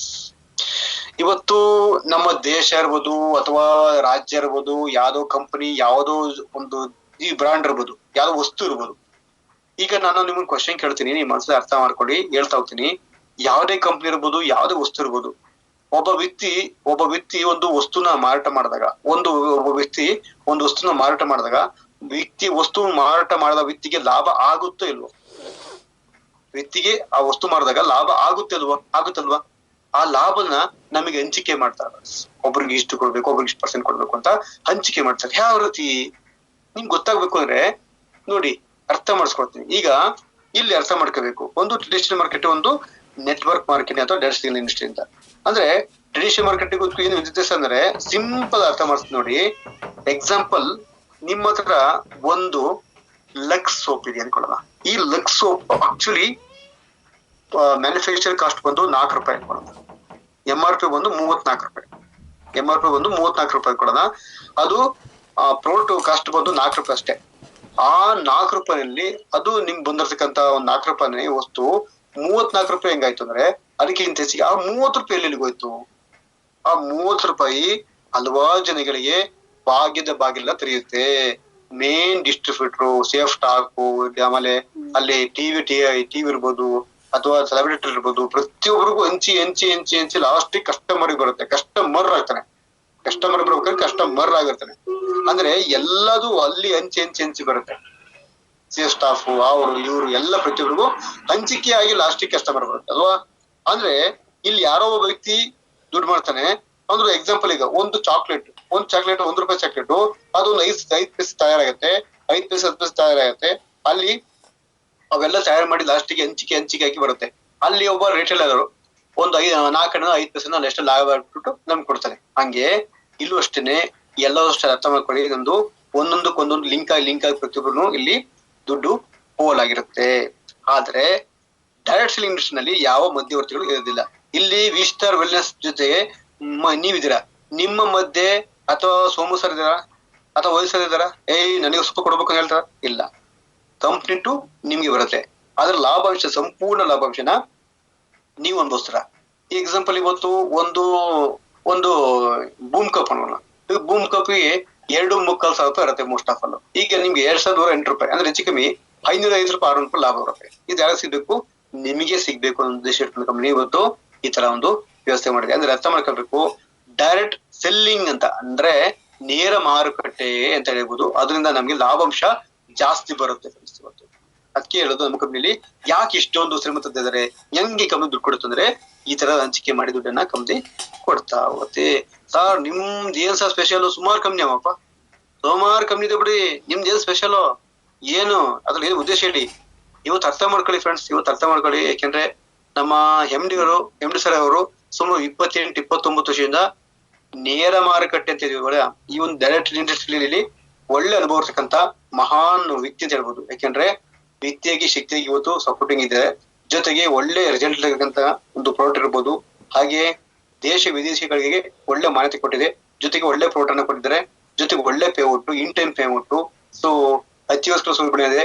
ಜೊತೆಗೆ ಕಂಪ್ನಿ ಒಳ್ಳೆ ರಿಸಲ್ಟ್ ಅನ್ನು ಕೊಟ್ಟಿದ್ದಕ್ಕೆ ಇವತ್ತು ಹಲವಾರು ಕಂಪ್ನಿಗಳು ಇವತ್ತು ಅವಾರ್ಡ್ಸ್ ಅನ್ನ ಕೊಟ್ಟಿದ್ದಾರೆ. ಜೊತೆಗೆ ಕಂಪ್ನಿ ಏನೇನು ಆಫರ್ ಕೊಟ್ಟ ಆಫರ್ನ ಇವತ್ತವರೆಗೂ ಯಾವ್ದು ಪೆಂಡಿಂಗ್ ಇಟ್ಟಿಲ್ಲ, ಎಲ್ಲನೂ ಇವತ್ತು ಕಂಪ್ನಿ ಕೊಟ್ಟಿದೆ. ಅದಕ್ಕಿಂತ ಹೆಚ್ಚಾಗಿ ದಿ ಬೆಸ್ಟ್ ಕಂಪ್ನಿ ಆಗ್ಲಿಕ್ಕೆ ಇವತ್ತು ಮುಖ್ಯ ಕಾರಣ ಇವತ್ತು ನಮ್ಮಲ್ಲಿ ಪ್ರಾಡಕ್ಟ್ ಇರ್ತಕ್ಕಂತ ಒಂದು ಗುಡ್ ರಿಸಲ್ಟ್ ಅಂತ ಹೇಳ್ಬಹುದು.